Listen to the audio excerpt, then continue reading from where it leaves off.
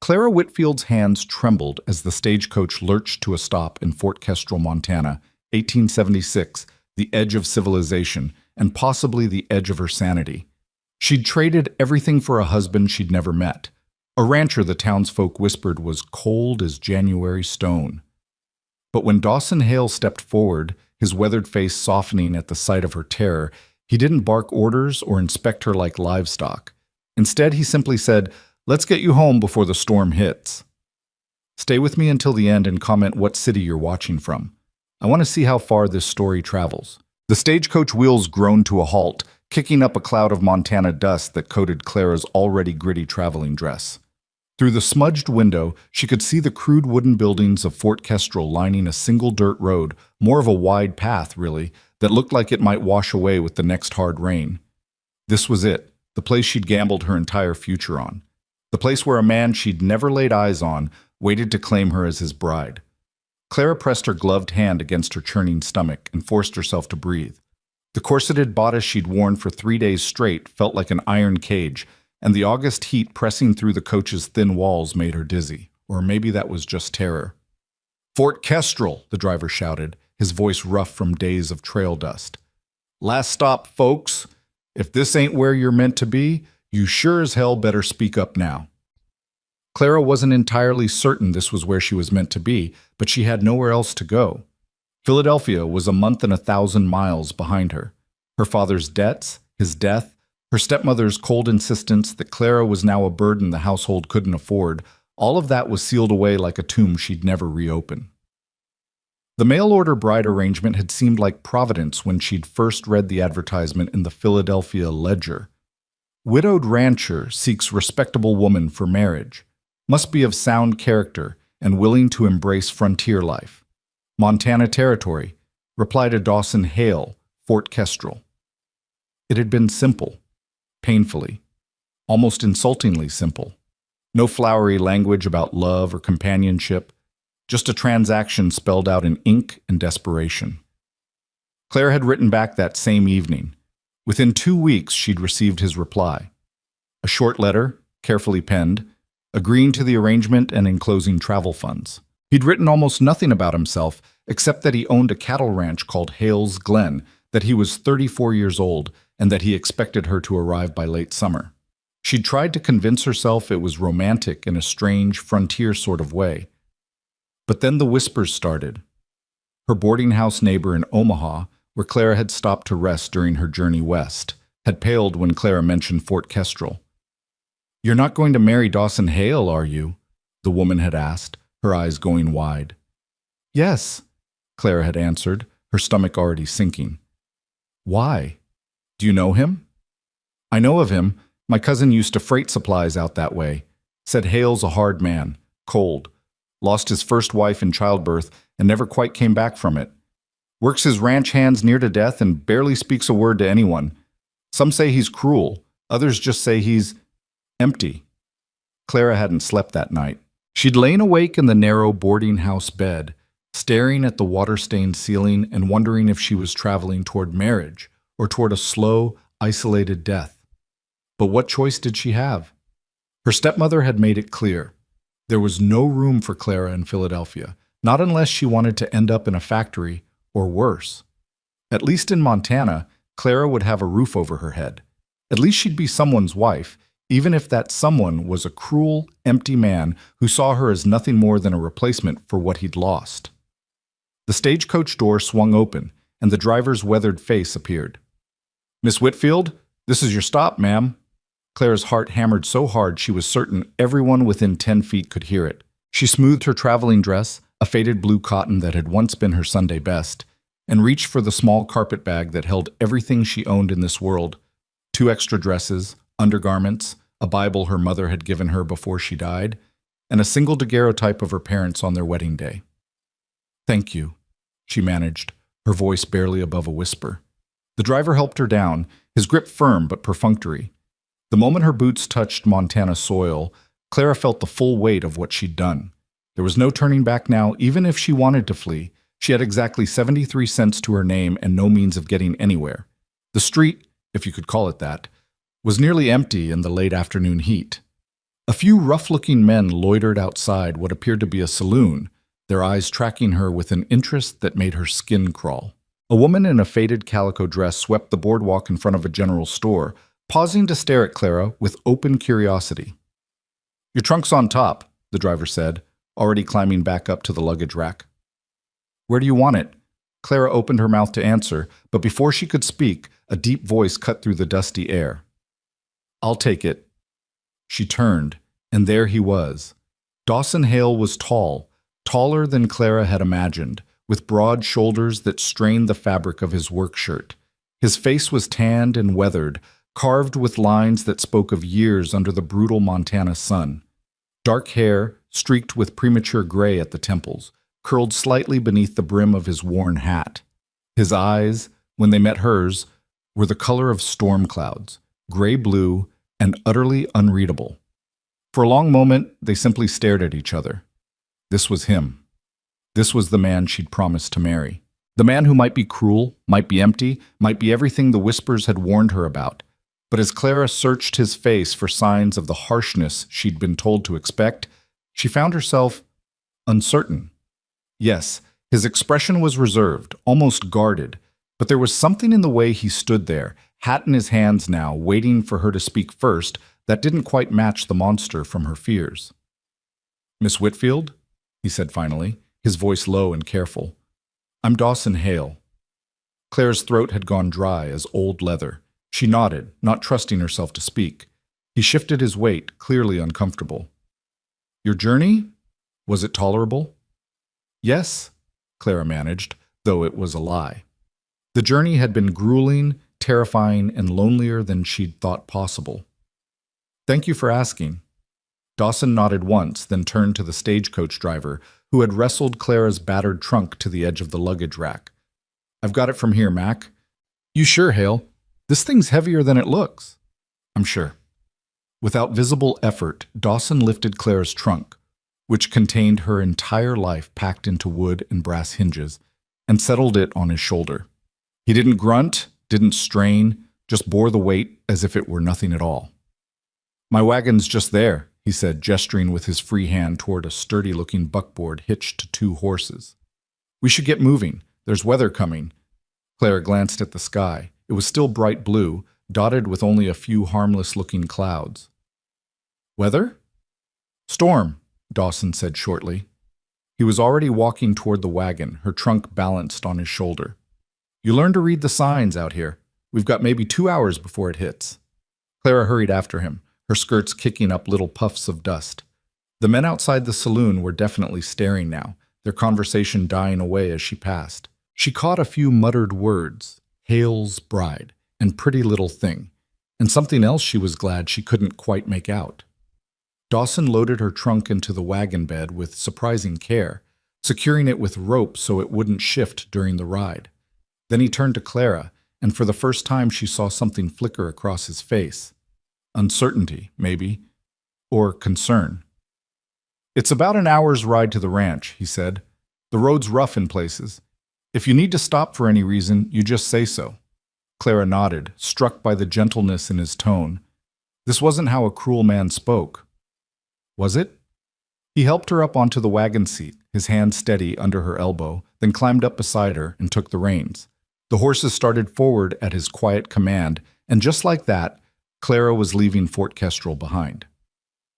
They rode in silence for the first 10 minutes, the only sounds the creak of the wagon and the steady clip-clop of hooves on packed earth. The landscape opened up around them, rolling hills covered in golden grass, stands of pine trees dark against the distant mountains, sky so huge it seemed to swallow everything beneath it. It was beautiful. Clara hadn't expected that. She'd imagined Montana as a harsh, unforgiving place, all rocks and desolation. But this was something else entirely. Wild, yes. Untamed, but there was a kind of terrible beauty to it that made her chest ache.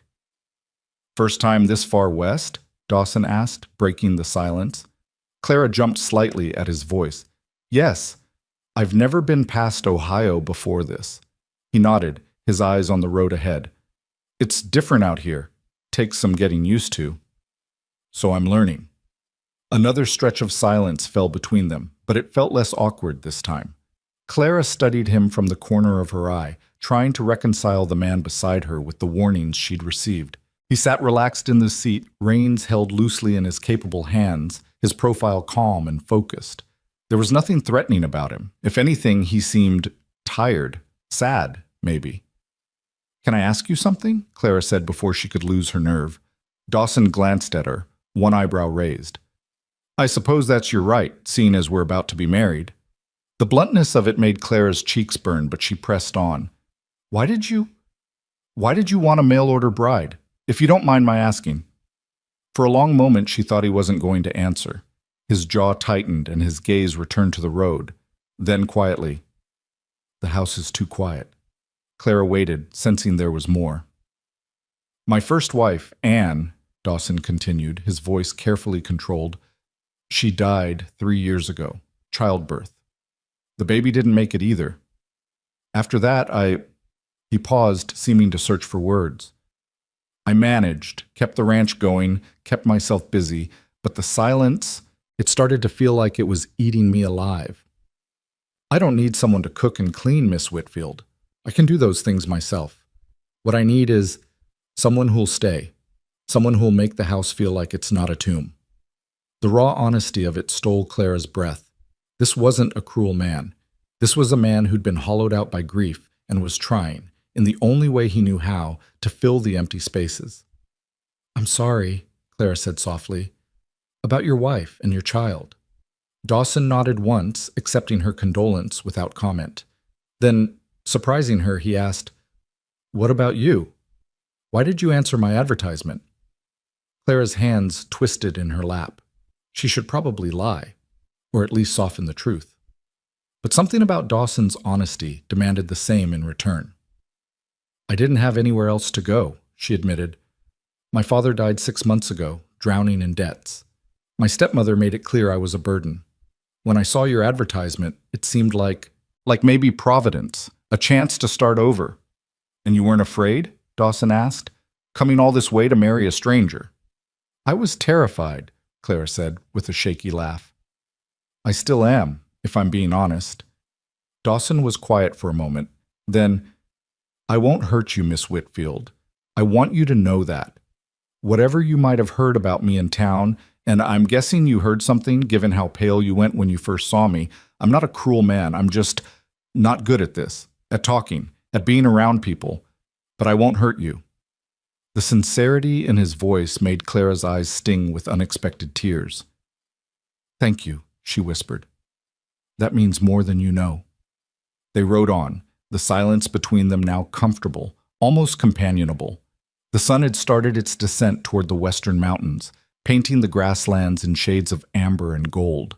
And true to Dawson's prediction, dark clouds were beginning to gather on the northern horizon, moving faster than Clara would have thought possible. "That's a storm," Dawson said, nodding toward the clouds. "We'll beat it home, but not by much." "Is your ranch very far?" "Just over that rise." He pointed toward a gentle hill crowned with pine trees. "Hale's Glen. It's not fancy, but it's solid. Good grazing land, fresh water from the creek. I built it up from nothing over the past 10 years. There was pride in his voice, quiet but unmistakable. This land meant something to him. It wasn't just a place to live. It was proof that he'd survived, that he'd built something lasting in this harsh country. As they crested the rise, Clara caught her first glimpse of what would be her new home. Hale's Glen spread across a wide valley, protected on 3 sides by rolling hills thick with pine. A creek glittered in the late afternoon sun, winding through pastures where cattle grazed peacefully. The ranch house itself was larger than Clara had expected, a solid timber structure with a covered porch running along the front, real glass windows, and a stone chimney rising from one end. Nearby stood a barn, corrals, and several smaller outbuildings, all well maintained and sturdy. It was beautiful. Remote, yes. Isolated, certainly, but beautiful in a way that made Clara's breath catch. "That's home," Dawson said simply.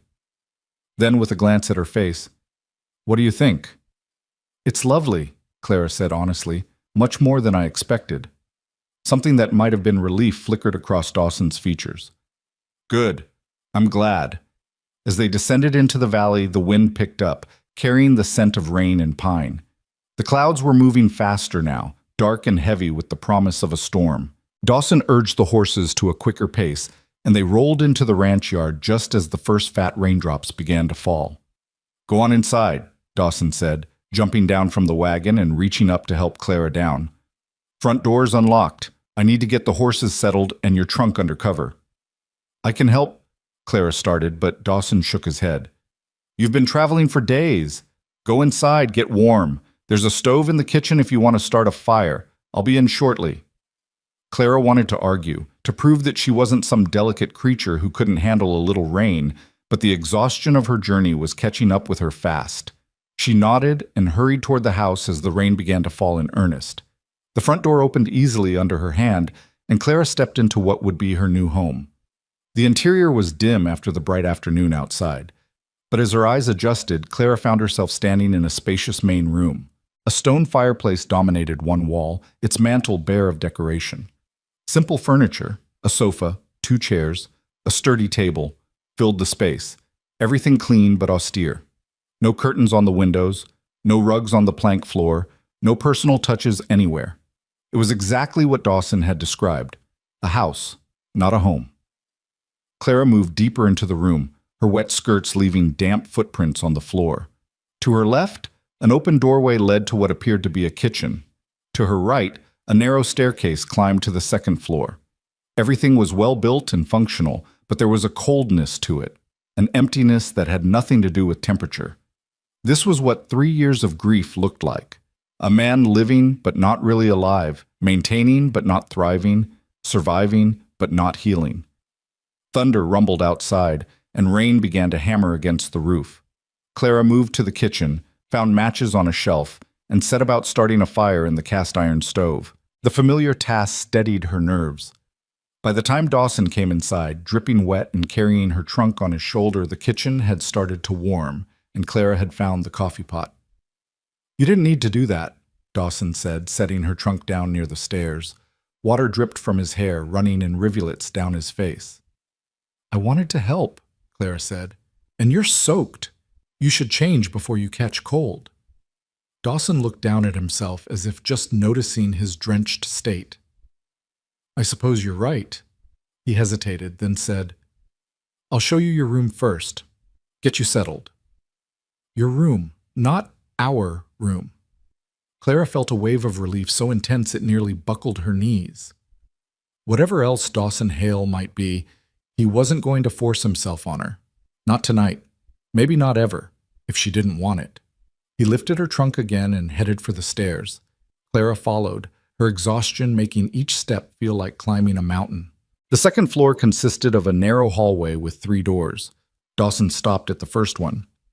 This was going to be the nursery," he said quietly. "But I never finished it. It's empty now. The room at the end of the hall is mine. This middle one," he pushed open the door, "is yours, for now. For as long as you need it." The room was small but clean, with a real bed, a wardrobe, a washstand, and a window overlooking the valley. Like the rest of the house, it was bare of any personal touches, but the bed had clean sheets, and someone, Dawson, Clara realized, had placed a vase of wildflowers on the windowsill. That single gesture, so small and thoughtful, made Clara's throat tighten with emotion. "It's perfect," she said. "Thank you." Dawson set her trunk at the foot of the bed, then stood there awkwardly, water still dripping from his clothes. "There's water in the pitcher if you want to wash up. Clean towels in the wardrobe. I'll leave you to rest." But he was backing toward the door when Clara found her voice. "Dawson?" He stopped, turning back. "Yes?" "The flowers," Clara said, gesturing to the windowsill. "Did you pick them?" A flush crept up his neck, visible even in the dim light. I wanted the room to feel welcoming. Anne always said a house needs flowers to feel like a home." Clara's heart clenched. Here was this gruff, grieving man trying so hard to make her feel wanted, to make this house feel like something more than a silent tomb. How could anyone think him cruel? "They're beautiful," Clara said softly. "Thank you." Dawson nodded once, then retreated, pulling the door shut behind him with a quiet click. Alone for the first time in days, Clara sank onto the edge of the bed and let out a long, shaky breath. Outside, the storm raged, wind howling around the corners of the house and rain hammering the roof like a drumbeat. But inside, in this small room with its wildflowers and clean sheets, Clara felt something she hadn't felt in months. Safe. She didn't know what the future held. Didn't know if she and Dawson would ever truly be husband and wife in more than name. Didn't know if she could make a life here in this vast, lonely country. But for the first time since she'd stepped onto that stagecoach in Philadelphia, Clara thought maybe, just maybe, she hadn't made a terrible mistake after all. Maybe Providence had led her here for a reason. Maybe this quiet, grieving man with his empty house and his wildflowers was exactly where she was supposed to be. The storm raged on through the night, but Clara barely heard it. Exhausted beyond measure, she changed into her nightgown, crawled beneath the clean quilts, and fell into the deepest sleep she'd had in months. When she woke the next morning to pale sunlight streaming through her window and the smell of coffee drifting up from the kitchen, Clara Whitfield knew one thing for certain.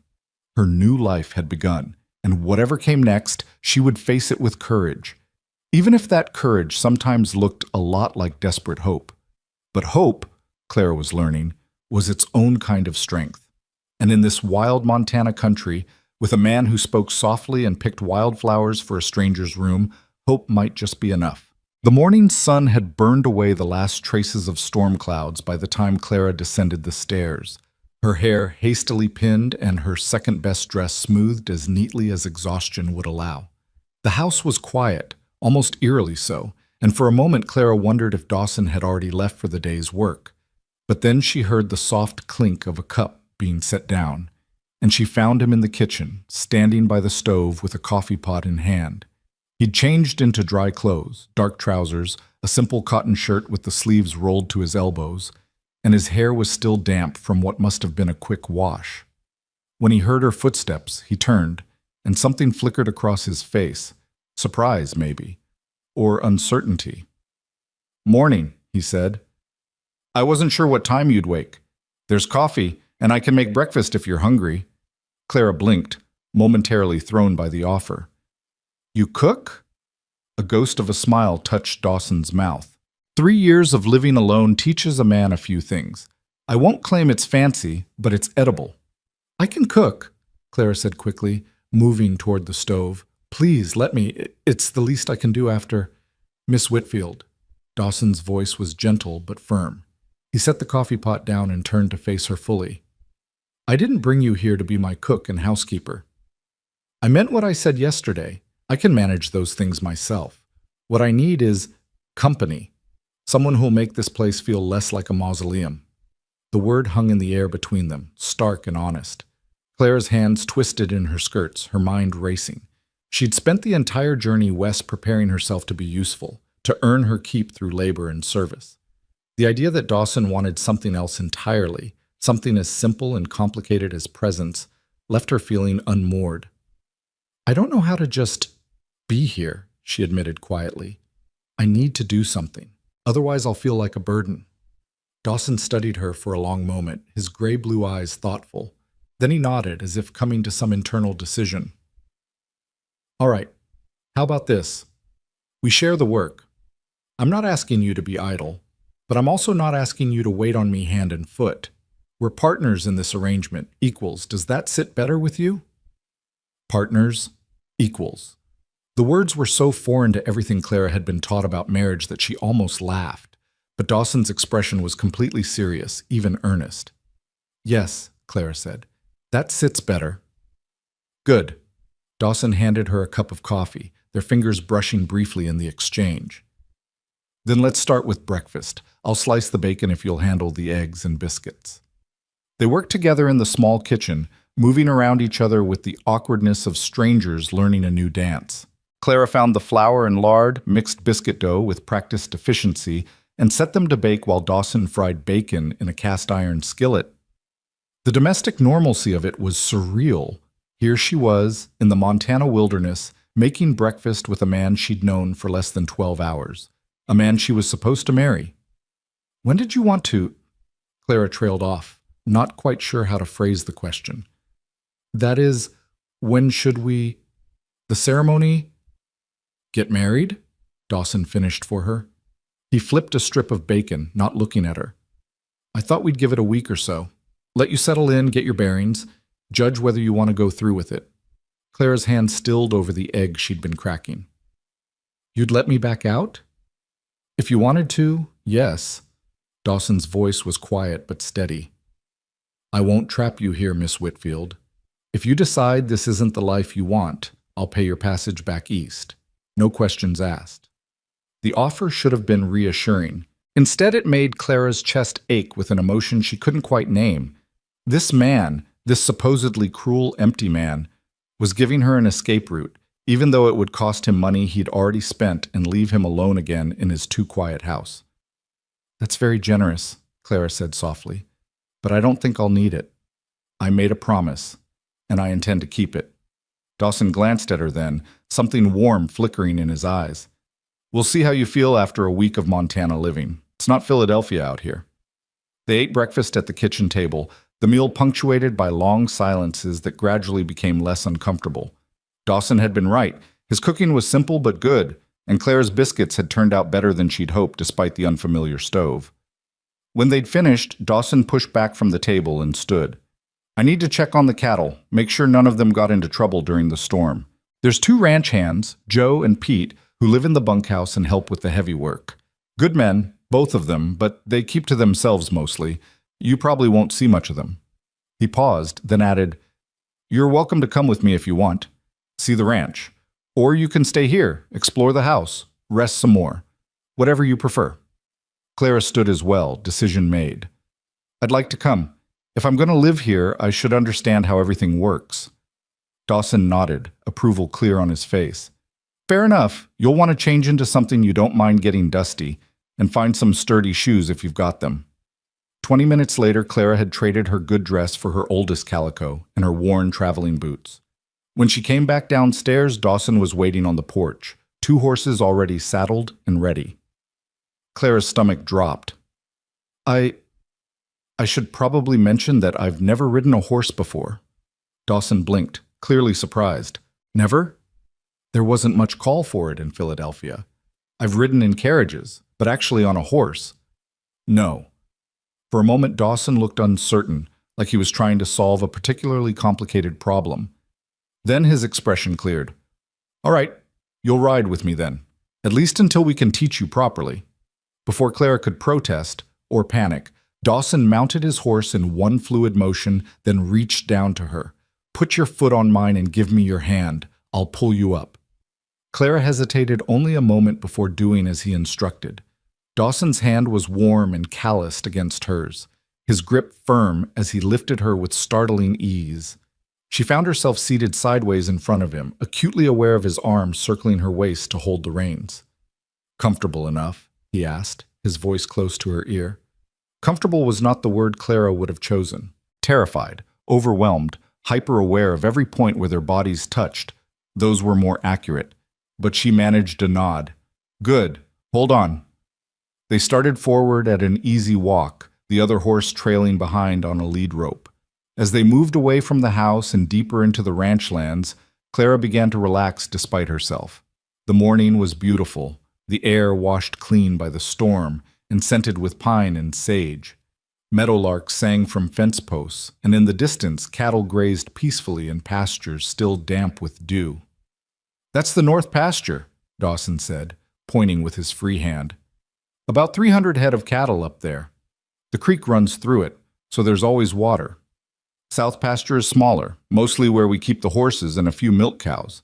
The east section is where we cut hay for winter feed. He spoke with quiet pride, describing fence lines and grazing rotation, water rights, and winter preparations. Clara listened, trying to absorb the sheer scope of what Dawson had built here. This wasn't just a ranch. It was an entire world, complex and carefully balanced, wrested from wild land through years of backbreaking work. How long have you been here? She asked. 10 years come September. Bought the land with money I'd saved from working cattle drives down in Texas. Wasn't much here then, just open range and a few falling down claim shanties. Built the house the first year, the barn the second. added on bit by bit as I could afford it. And your wife? Anne? Did she came the third year, Dawson said, his voice carefully neutral. Met her in Fort Kestrel. She was a school teacher, come west with a church mission group. We courted for 6 months before I asked her to marry me. Clara heard what he didn't say, that Anne had chosen him, had known him before saying yes, had come to this ranch as more than a desperate stranger with nowhere else to go. The comparison stung more than Clara wanted to admit. She must have loved it here, Clara offered carefully. Dawson was quiet for so long that Clara thought he might not answer. Then, she tried to. Anne was a town girl like you. The isolation was hard on her. She missed having neighbors, missed teaching, missed the social life she'd had back east. But she tried.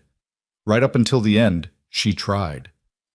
The grief in his voice was a living thing, raw despite 3 years of distance. Clara's heart clenched with sympathy and with a sudden, uncomfortable understanding of why Dawson had advertised for a mail-order bride. He'd loved Anne, lost her, and couldn't bear to risk that kind of connection again. Better to arrange a practical partnership with a stranger than to open himself up to that kind of devastation a second time.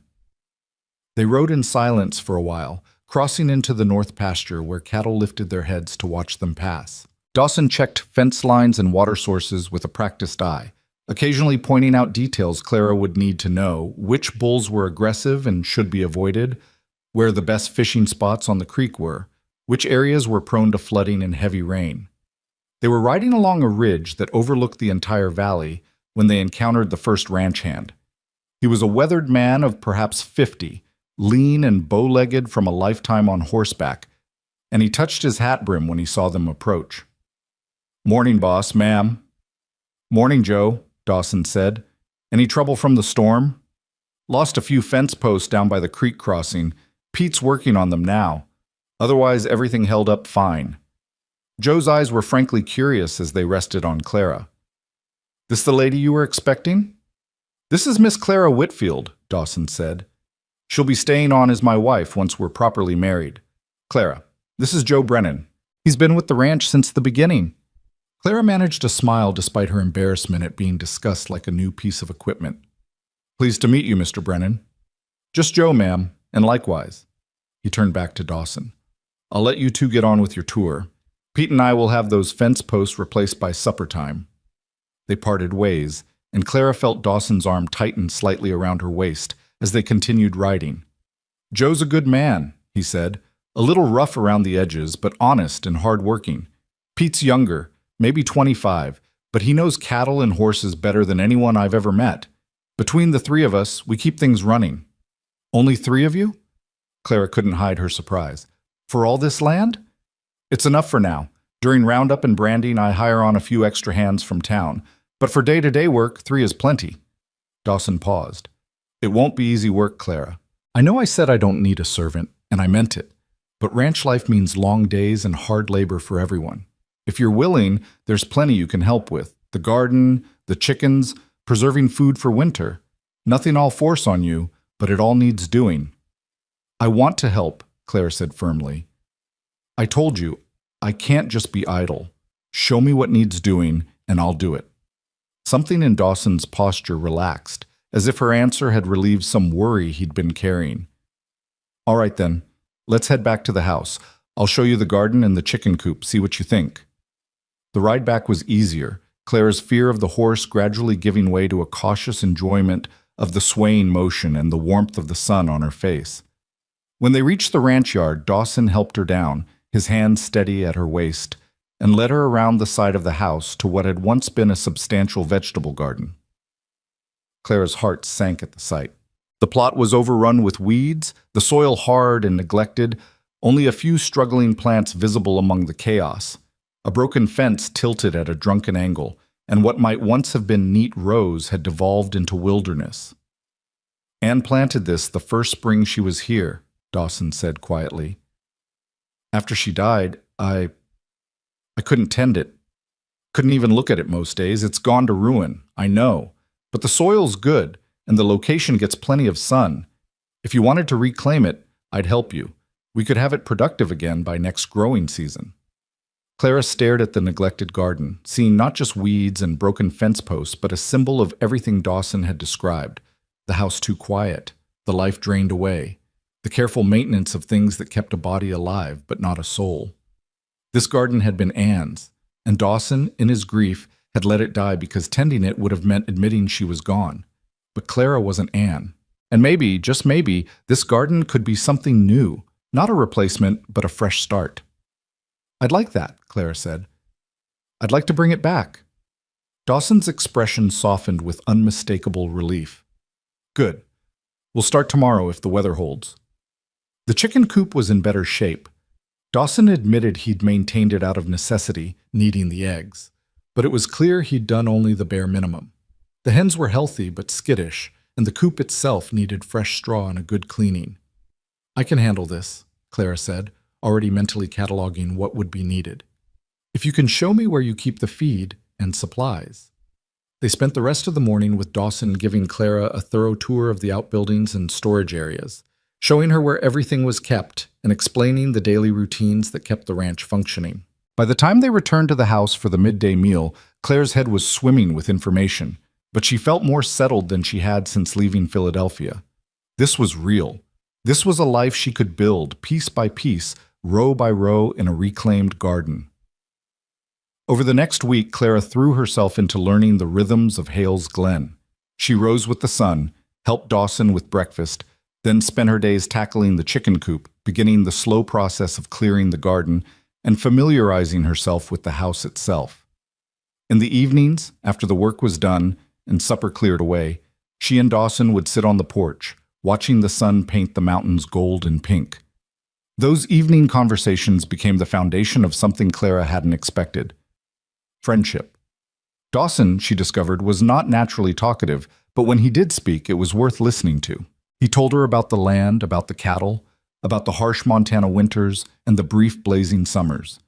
He spoke carefully of Anne, sharing small memories that helped Clara understand the woman who'd lived here before her. And slowly, hesitantly, he began to ask Clara about her own life, about Philadelphia, about her parents, about the circumstances that had driven her west. "My father was a good man," Clara said one evening, her voice soft in the gathering dusk. "But he was terrible with money. He invested in a shipping venture that failed, then tried to recoup the losses with a series of increasingly desperate business schemes. When he died, we found out he'd mortgaged everything, even things that didn't belong to him. My stepmother, his second wife, decided the quickest solution was to marry me off to one of her nephew's friends, a man 3 times my age with a reputation for cruelty to his servants." Dawson's hands tightened on the porch railing. "So you ran." "So I found your advertisement and chose a different unknown," Clara said. "At least here, I'm choosing my own fate." "And is it what you expected?" Dawson asked. "This life?" Clara considered the question seriously. Was it what she'd expected? No, she'd expected harshness, cruelty, a cold transaction. What she'd found instead was a lonely man trying to heal, a beautiful valley that felt like the edge of the world, and work that left her exhausted but strangely satisfied. "It's better," she said finally. "Different, but better." Dawson turned to look at her, his expression unreadable in the fading light. "I'm glad. I worried I'd be disappointing you, that the reality wouldn't match whatever you'd imagined." "I think we both worried about that," Clara admitted. "I was terrified you'd be the monster the rumors suggested." "What rumors?" Dawson's voice had gone carefully neutral. Clara hesitated, then decided honesty was better than evasion. "In Omaha, a woman told me you were cold, cruel, that you worked your hands near to death and never spoke to anyone. She said losing your wife had emptied you out." Dawson was quiet for a long moment. When he spoke, his voice was rough. "The cold part's probably true enough, and I won't deny I kept to myself after Anne died. But cruel? No. Never that." "I know," Clara said softly. "I knew it the moment you picked wildflowers for my room." Something passed between them then, a wordless understanding that felt like the tentative beginning of trust. They sat together as full darkness fell, listening to the night sounds of the ranch, cattle lowing in the distance, crickets singing in the grass, the soft hoot of an owl somewhere in the pines. Clara? Dawson's use of her first name sent a small thrill through her. He'd been calling her Miss Whitfield all week. I was thinking, if you're still willing, we could go into Fort Kestrel on Saturday. See the preacher. Make it official. But only if you're ready. There's no rush. Clara's heart hammered against her ribs. This was it. The moment of commitment. The point of no return. She could still back out, could take Dawson up on his offer to send her back east. But as she sat there in the darkness beside this quiet man who'd been nothing but gentle and patient with her, Clara realized she didn't want to leave. "I'm ready," she said. "Saturday is fine." She felt rather than saw Dawson's nod. "All right then, Saturday it is." The days leading up to their wedding passed in a blur of nervous energy and hard work. Clara attacked the garden with renewed determination, clearing weeds and turning soil until her hands blistered despite the gloves Dawson insisted she wear. The chicken coop gleamed with fresh straw and new nesting boxes Dawson built in his spare time. The house itself began to show signs of habitation, curtains Clara sewed from fabric. Dawson brought back from town a tablecloth embroidered with simple flowers, a rug placed near the hearth to soften the bare floors. Small changes, but significant ones. The house was beginning to breathe again. On Friday evening, Clara was in the kitchen kneading bread dough when Dawson came in from the barn, his expression troubled. "Everything all right?" Clara asked, wiping flour from her hands. "Joe brought news from town," Dawson said, removing his hat and running a hand through his hair. "Seems Silas Marbury's been asking questions about the ranch, about me, about you." "Who's Silas Marbury?" "The banker in Fort Kestrel. He's been after me to sell the North Pasture for the better part of 2 years now. Says the railroad wants to run a spur line through it, and he can broker a deal that'll make everyone rich." Dawson's jaw tightened. "I told him no. That land has the best grazing and the most reliable water. Selling it would cripple the ranch." Clara felt a chill of unease. "And now he's asking about us?" "About you specifically. Wanting to know if the marriage is legitimate, if you're really who you say you are, if I'm paying you to pretend." Dawson's voice was tight with anger. "He's looking for an angle, some way to discredit me or make trouble. Marbury's a powerful man in Fort Kestrel, and he's used to getting what he wants." "Can he actually cause problems for us?" Clara asked. "He can try. And he's got connections. Territorial judge is his cousin. Half the town businesses owe him money. If he wanted to make our lives difficult, he could." Dawson met her eyes. "I'm sorry, Clara. I didn't think about how my refusal to sell might affect you. If you want to wait on the wedding, I'd understand." "No." Clara's voice was firm. "We're not letting some greedy banker dictate our lives. If anything, this makes me more determined to go through with it. I won't let him think he can intimidate us." Dawson's expression softened with what looked like pride. "You're sure?" "I'm sure. Tomorrow we get married, and Mr. Marbury can choke on his railroad spur line." Despite her brave words, Clara barely slept that night. She lay in her small room listening to the house settle, her mind racing through everything that could go wrong. What if Dawson regretted this? What if she couldn't adapt to ranch life? What if Silas Marbury found a way to destroy everything they were trying to build? But when morning came and Clara descended the stairs to find Dawson already up, freshly shaved and wearing what was clearly his best shirt, her doubts quieted. This was right. It might be unconventional, might be born of loneliness and desperation rather than romance, but it was right. They rode to Fort Kestrel side by side, Clara on the gentler of the two horses, under Dawson's patient instruction. She'd spent the past week learning to ride, and while she was far from confident, she could at least stay in the saddle at a walk. The town was busier than it had been when Clara first arrived, the single main street crowded with wagons and horses. Curious eyes tracked their progress as Dawson led them to a small white church at the far end of the town.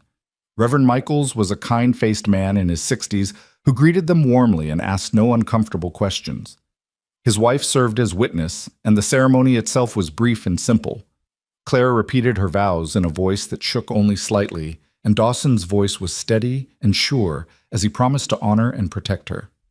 When the Reverend pronounced them husband and wife, Dawson leaned in and pressed a chaste kiss to Clara's forehead, gentle, respectful, nothing that would frighten her. But his hand found hers and squeezed, a silent acknowledgement of the commitment they'd just made. They were leaving the church when a voice called out behind them. Hale? A word, if you don't mind. Clara turned to see a well-dressed man approaching, his suit expensive and his boots polished to a high shine. He was perhaps 45, with graying temples and a smile that didn't reach his eyes. Marbury, Dawson said, his voice carefully neutral. I'm afraid we're in a bit of a hurry. This won't take but a moment. Silas Marbury's gaze slid to Clara, assessing and cold. I wanted to congratulate you on your marriage. And to meet your bride, of course. Mrs. Hale, is it now? It is, Clara said, lifting her chin despite the knot of fear in her stomach. Pleased to meet you, Mr. Marbury? The pleasure is mine, I assure you. Marbury's smile widened, showing too many teeth. It's quite romantic, isn't it? A mail-order bride traveling all this way to marry a man she's never met. One does wonder what desperate circumstances would drive a woman to such lengths. The insult was thinly veiled, and Clara felt Dawson tense beside her. But before he could respond, Clara stepped forward. The same circumstances that drive anyone to seek a better life, Mr. Marbury. Courage, hope, and a willingness to work for what I want. You might try it sometime. For a moment, genuine surprise flickered across Marbury's face. Then his expression hardened. Charming. Hale, when you tire of playing house, my offer still stands. The railroad is coming whether you like it or not. You can either profit from it or be crushed by it. Then I suppose I'll be crushed, Dawson said quietly, because that land's not for sale. Not to you, not to the railroad, not to anyone. Marbury's eyes went cold as winter stone. We'll see about that. He tipped his hat in a mockery of politeness. Good day, Mrs. Hale. I suspect we'll be seeing quite a bit of each other in the coming months. He walked away, leaving a trail of unease in his wake. I'm sorry, Dawson said as they mounted their horses. That's exactly the kind of scene I'd hoped to avoid on your wedding day. Don't apologize, Clara said. You did nothing wrong, and neither did I. That man is a bully, and bullies need to be stood up to. Dawson looked at her with open admiration. You handled him better than I ever have. He's used to people backing down. Then it's past time someone didn't. Clara gathered her reins, surprised by her own boldness. A week ago, she would have been terrified to speak that way to a powerful man. But something about this place, about Dawson's quiet strength and the life they were building together, was changing her, making her braver. They rode home through the golden afternoon, and when they crested the final hill and saw Hale's Glen spread out below them, Clara felt a fierce surge of possession. This was hers now. Her home, her land, her life. And she'd be damned if she let Silas Marbury or anyone else take it away. That night, after a quiet wedding supper and evening chores, Clara and Dawson stood together on the porch, watching the stars emerge. Are you happy? Dawson asked suddenly. With how things turned out?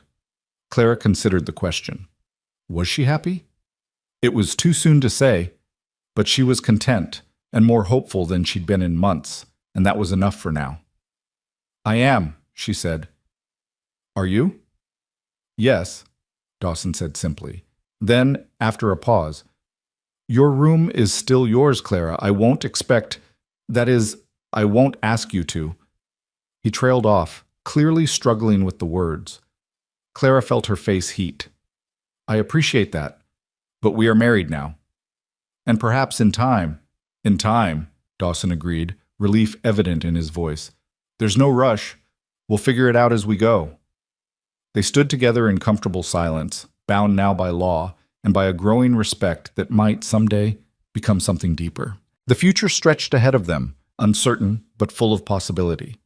And as Clara finally bid Dawson good night and climbed the stairs to her own room, her room in her house with her husband waiting patiently below, she felt a sense of rightness settle over her like a warm blanket. She'd come to Montana as a frightened girl with nowhere else to go, but she was becoming something different here. A woman with purpose, with a home to defend, with a partner who saw her as an equal. It was more than she'd ever dared hope for. And it was only the beginning. The weeks after the wedding settled into a rhythm that felt almost like peace. Clara rose each morning before dawn to tend the chickens and start breakfast while Dawson handled the early barn chores. They'd eat together as the sun climbed over the eastern hills, their conversations growing easier with each passing day. Then Dawson would ride out to check the cattle or mend fences, and Clara would lose herself in the endless work of bringing the ranch back to life. The garden became her obsession. Every morning after Dawson left, she'd pull on her oldest dress and the leather gloves he'd bought her in town, and she'd attack the neglected plot with determination that bordered on fury. Each weed she yanked from the soil felt like a small victory. Each row she cleared a reclamation of something that had been lost. By mid-September, the garden showed the first real signs of recovery. Neat rows marked with stakes and string, soil turned and amended with manure from the barn, a small victory over the wilderness that had tried to swallow it whole. Dawson would come find her there in the evenings, his shadow falling long across the worked earth as he surveyed her progress. He never criticized, never suggested she was doing it wrong. Instead, he'd roll up his sleeves and help her finish whatever row she was working on, the two of them laboring side by side in comfortable silence until the fading light drove them inside. Those quiet moments of shared work were when Clara felt the distance between them shrinking.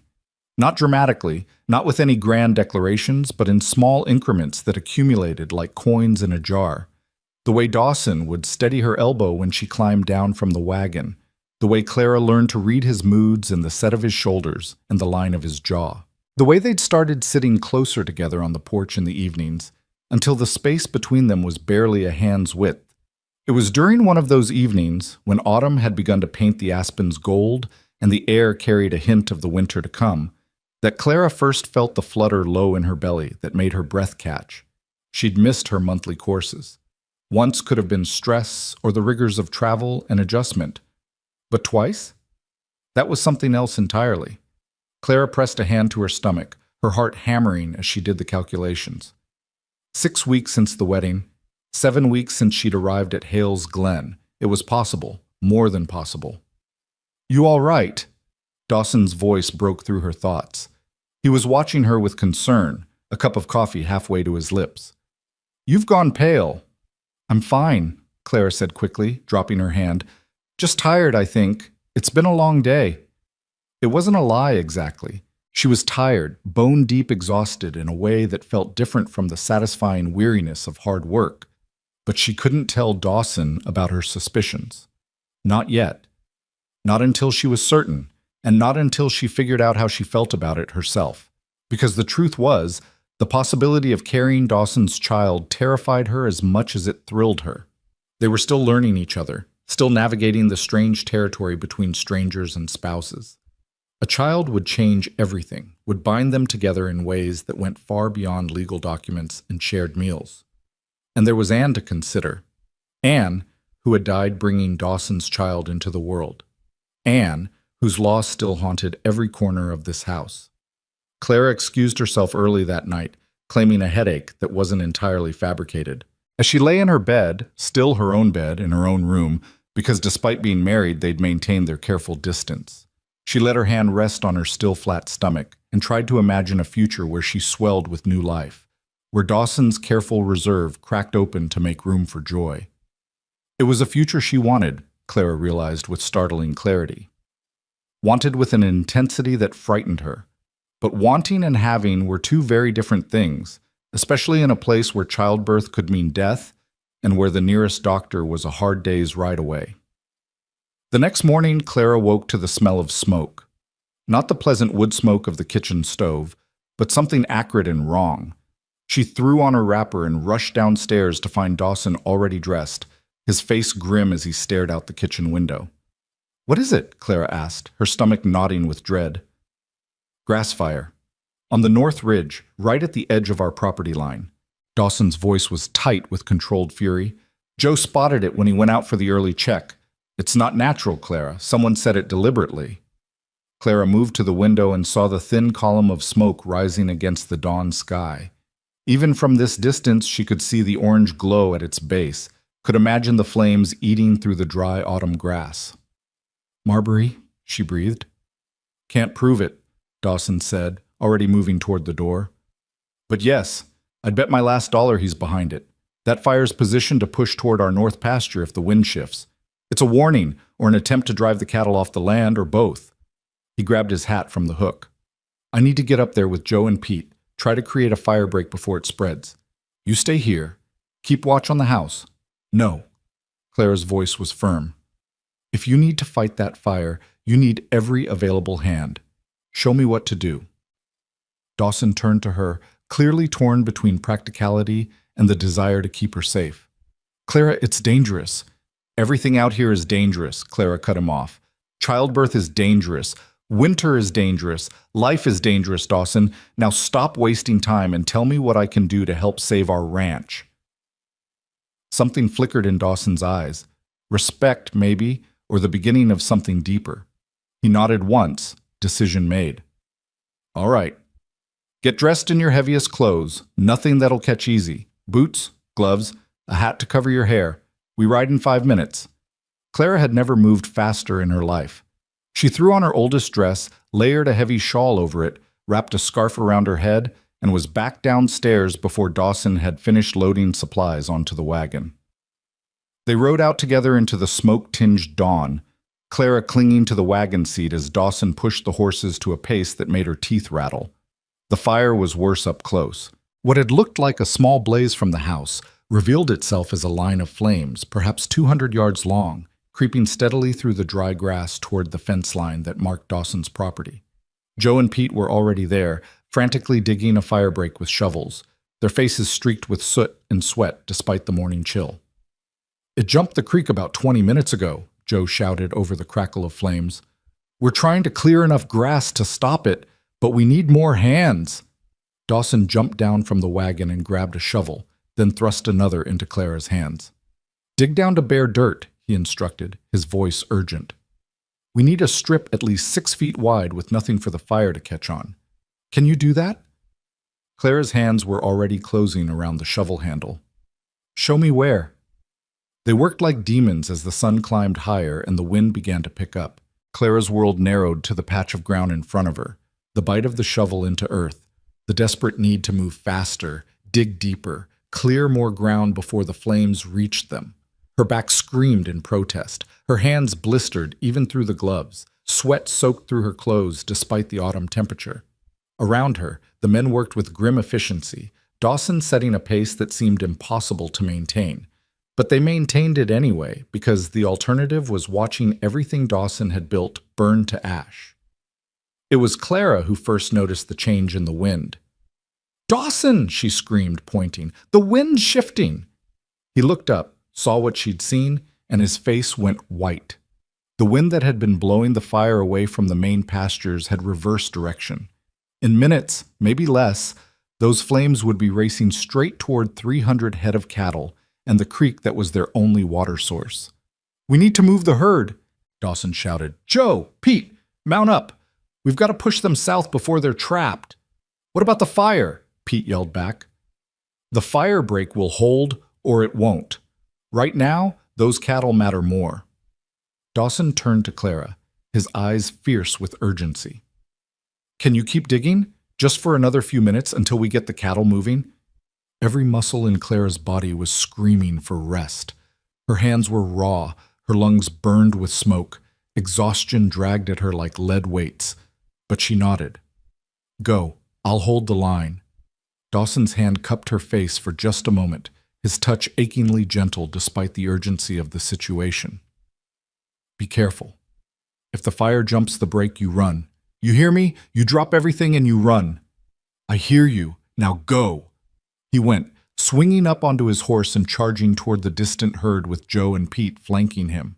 Clara turned back to her section of firebreak and dug with renewed desperation, because now she was alone with nothing but a shovel and determination standing between the flames and everything Dawson had spent 10 years building.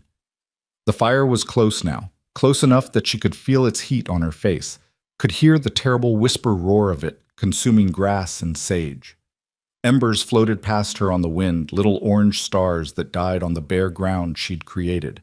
But there were gaps in the firebreak, places where they hadn't had time to clear properly, and Clara threw herself at those weak points with something close to fury. She was dimly aware of shouting in the distance, the thunder of hooves as the men drove the cattle south. But most of her attention was fixed on the advancing flames, on the desperate question of whether her firebreak would be enough. The fire reached her cleared line and paused, as if testing this barrier of bare earth. For a moment, Clara dared to hope. Then an ember landed on a patch of grass they'd missed, caught, and flared to life behind the line. Clara didn't think. She just moved, attacking the new flame with her shovel, beating it back, smothering it with dirt. Another ember landed, then another, each one a potential disaster, each one demanding immediate attention. She was fighting the third spot fire when she heard hoofbeats behind her. "Clara!" Dawson's voice, raw with fear and something else. "Clara, get back!" She turned to find him racing toward her, his horse lathered with sweat. Behind him, a wall of flame at least 10 feet high was bearing down on her position, driven by wind that had turned from breeze to gale. Clara ran. She dropped the shovel and ran, her exhausted legs stumbling over the uneven ground. Behind her, she could hear the fire roaring like a living thing, could feel its heat reaching for her with greedy fingers. Dawson was off his horse before it fully stopped, grabbing Clara around the waist and hauling her up behind him. "Hold on!" he shouted, and kicked the horse into a gallop that nearly threw Clara from the saddle. She wrapped her arms around Dawson's waist and pressed her face against his back, feeling the powerful surge of the horse beneath them as they raced away from the inferno. They didn't stop until they reached the southern pasture where Joe and Pete had successfully driven the cattle. Only then did Dawson slow, his chest heaving with exertion and fear. He dismounted and reached up for Clara, his hands shaking as he lifted her down. "Don't ever," he said, his voice hoarse, "don't ever scare me like that again." Clara wanted to apologize, wanted to explain that she'd only been trying to help, but before she could speak, Dawson pulled her into his arms and held her with a fierceness that stole her breath. She could feel his heart hammering against her cheek, could feel the tremor in his hands as they pressed against her back. "I thought I was going to lose you," he said into her hair. "I thought I was going to watch you burn and not be able to reach you in time." Clara's arms came up around him, holding just as tightly. "I'm all right. I'm here. We're both all right." They stood like that for a long moment, while around them the cattle milled nervously, and Joe and Pete worked to keep them calm. Finally, Dawson pulled back, his hands moving to cup Clara's face as he studied her with an intensity that made her breath catch. "You're covered in soot," he said, his thumb brushing her cheek, "and your hands are bleeding through your gloves." "So are yours," Clara pointed out. A sound that might have been a laugh escaped Dawson's throat. "Fair point." He glanced back toward the north ridge where smoke still billowed into the sky. "We need to see how much damage was done. But first we need to get you cleaned up and those hands tended." "The ranch?" Clara started. "Can wait another hour," Dawson said firmly. "You're more important." The simple declaration sent warmth flooding through Clara's chest. She was important. Not just useful, not just convenient, but important. To this man, to this life they were building together. They rode back to the house double on Dawson's horse, Clara's arms around his waist, and her cheek resting against his back. The closeness felt different now, charged with something that hadn't been there before. Fear had burned away some barrier between them, left them raw and real with each other in a way that weeks of careful courtesy hadn't achieved. At the house, Dawson insisted on treating Clara's hands himself, his touch gentle as he cleaned the blisters and wrapped them in clean cloth. His own hands were just as bad, but he waved off her attempts to return the favor until she glared at him with enough force that he finally submitted. "You're stubborn," he said as she dabbed salve on his torn palms. "I learned from the best," Clara replied, and was rewarded with a genuine smile. It was the first time she'd seen him smile, really smile. Not just the polite upturn of lips, but a full expression of warmth that transformed his entire face. Clara's breath caught at the sight of it, at the glimpse of who Dawson might have been before grief carved away his lightness. "There," she said softly, finishing the bandaging. "Now we match." Dawson looked down at their wrapped hands, then back up at her, and something passed between them. An acknowledgement, perhaps, of how much had changed in the span of a morning, of how crisis had forged them into something more than two strangers bound by convenience. "Clara," Dawson said, his voice low, "I need to tell you something." But before he could continue, Joe came riding hard into the ranch yard, his face grim. "Boss," he called, "you need to see this." The fire had consumed nearly 50 acres of grassland before the firebreak finally held. The north pasture was scarred black, the fence line destroyed, and several of Dawson's best grazing areas reduced to ash and stubble.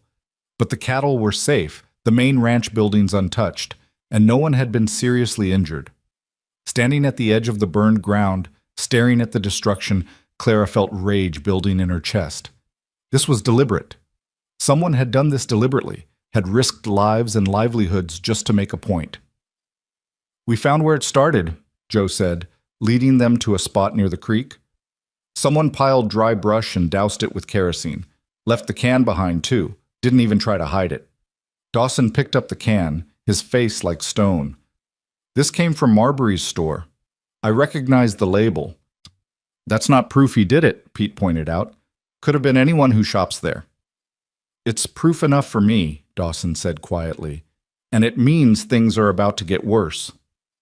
He was right. Over the next 2 weeks, a series of small disasters plagued Hales Glen.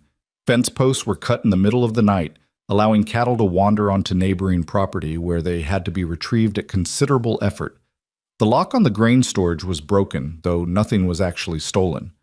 Someone drove a wagon through Clara's carefully tended garden, destroying a month's worth of work in a single careless pass. Each incident was minor enough that involving the law seemed excessive. But taken together, they painted a clear picture. Someone wanted Dawson to break, wanted him desperate enough to sell that precious North pasture land. Clara watched Dawson grow quieter and grimmer with each new attack. He doubled the watch on the property, riding out at odd hours to check on things himself.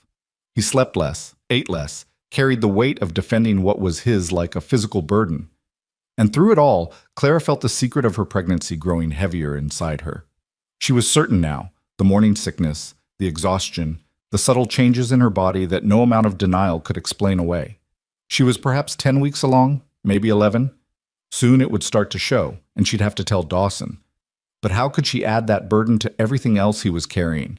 How could she ask him to face the terror of childbirth again when he was already fighting to save his ranch? The decision was taken out of her hands 3 weeks after the fire, when Clara woke before dawn and barely made it to the chamber pot before her stomach rebelled violently. She was still retching when she heard Dawson's footsteps in the hall, heard his knock on her door. "Clara, are you all right?" She wanted to lie, to send him away. But her body chose that moment to heave again, and there was no hiding what was happening. The door opened. Dawson took one look at her, at the chamber pot, at her pale face and shaking hands, and went very still. "How long?" he asked quietly. Clara wiped her mouth with a trembling hand. "I've suspected for a few weeks. I've been certain for about 10 days. Dawson moved to sit on the edge of her bed, his face unreadable. "Why didn't you tell me?" "Because you have enough to worry about," Clara said, her voice barely above a whisper. "Because I didn't want to add this to everything else. Because I was afraid." "Afraid of what?" Dawson's voice was gentle now, concerned. "Afraid you'd be terrified," Clara admitted. "Afraid you'd see me and think of Anne. Afraid this would be the thing that finally broke you." Dawson was quiet for a long moment. Then he reached out and took Clara's hand, mindful of her healing blisters. "I won't lie to you. The thought of going through childbirth again scares me more than anything else in this world. When Anne died, when I lost both of them, I thought I'd never survive that kind of pain again." Clara's heart clenched, tears stinging her eyes. "But," Dawson continued, his thumb stroking the back of her hand, "this is different. You're different. And maybe that makes me a fool, but I'm choosing to have faith that this time will be different too." He paused, then added softly, "We're going to get through this, Clara, together. I promise you that." The tears spilled over then, running down Clara's cheeks in hot tracks. Dawson pulled her into his arms, holding her while she cried, his hand stroking her hair with infinite tenderness. "We'll get the best doctor," he murmured. "I'll write to Helena myself if I have to, bring back someone who knows what they're doing. We'll have months to prepare to make sure everything's ready. You're not going to die, Clara. I won't allow it." Despite everything, the fear, the uncertainty, the impossible weight of what lay ahead, Clara found herself laughing through her tears at the sheer stubbornness in his voice. As if he could simply forbid death from taking her, as if willpower alone could guarantee a safe delivery. But maybe that was what love looked like in this harsh country. Fierce determination in the face of terrible odds. The refusal to surrender even when surrender seemed inevitable. Love. The word stopped Clara cold. Was that what this was becoming? She cared for Dawson, respected him, felt safe with him. But love? That implied something deeper, something she wasn't sure either of them was ready for. And yet, as she sat there in his arms with dawn breaking outside her window and new life growing inside her, Clara couldn't deny the truth any longer. Somewhere between the day she arrived, terrified and alone, and this moment of shared vulnerability, she'd fallen in love with her quiet, grieving husband. The realization should have terrified her. Instead, it felt like coming home. "Dawson," she said softly, "we need to deal with Marbury, with what he's doing to the ranch, before the baby comes, before things get more complicated. We need to end this." Dawson pulled back to look at her. "What are you suggesting?" "I'm suggesting we stop being defensive and start being smart," Clara said, her mind already working through possibilities. "Marbury's been careful not to leave evidence that would hold up in court, but he's also been arrogant, certain we won't fight back. Maybe it's time we use that arrogance against him." A slow smile spread across Dawson's face, the kind of smile that suggested he was seeing Clara in a new light. "What did you have in mind?" They spent the rest of that morning planning, Clara's nausea forgotten in the urgency of the task ahead. If Marbury wanted that north pasture badly enough to resort to intimidation and destruction, then there must be something about the railroad deal that gave him leverage or profit. Something worth investigating, something that might, if they were clever and lucky, provide exactly the ammunition they needed to stop him permanently. It was Pete who unknowingly provided the key piece of information. He came back from a supply run to Fort Kestrel with gossip from the general store. Marbury had been meeting regularly with railroad executives from back east, men in expensive suits who stayed at the best hotel and threw money around like it was water. The meetings were supposed to be secret, but nothing stayed secret in a small town where everyone knew everyone else's business. "They're planning to run the spur line through your north pasture, all right," Pete said, warming his hands around a cup of coffee at the kitchen table. "But here's the interesting part. Apparently the railroad's willing to pay 3 times what Marbury's been offering you.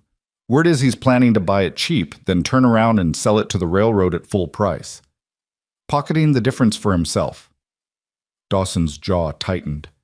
"That's That's fraud," Clara interrupted, her mind racing. "Or at the very least, severe misrepresentation. If we could prove it, if we could show the railroad board what Marbury's actually doing, they'd cut him out of the deal entirely," Dawson finished, understanding dawning in his eyes. "They'd come to me directly, and Marbury would lose his commission and his credibility." "But how do we prove it?" Joe asked. "It's not like Marbury's going to confess." Clara stood up, pacing the kitchen with nervous energy. "We need documentation, letters, contracts, anything in writing that shows the true value of the land versus what Marbury's been offering. And we need testimony from someone who's seen those railroad executives who can confirm the meetings and what was discussed." "That's a tall order," Dawson said doubtfully. "Marbury keeps his business records locked up tighter than a bank vault." "Then maybe," Clara said slowly, an idea forming, "we need to make him think he's won, make him careless." Over the next week, they put Clara's plan into motion. Dawson let it be known around town that the constant harassment was wearing him down, that he was considering selling after all. He made a show of riding into Fort Kestrel to meet with Marbury, emerging from the bank looking defeated and exhausted. The performance was convincing because it wasn't entirely a performance. Dawson was exhausted, ground down by weeks of vigilance and worry.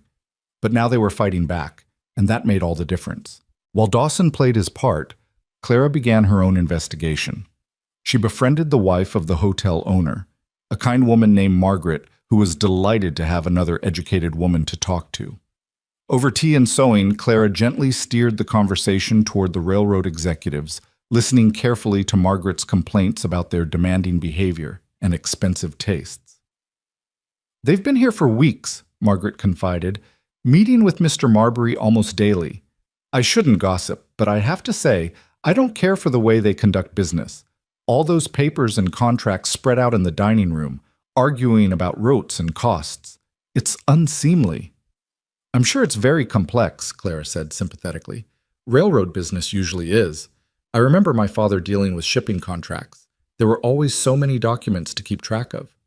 Oh, these men have documents for everything, Margaret agreed, and they leave them lying about too. My cleaning girl's always having to straighten up after them.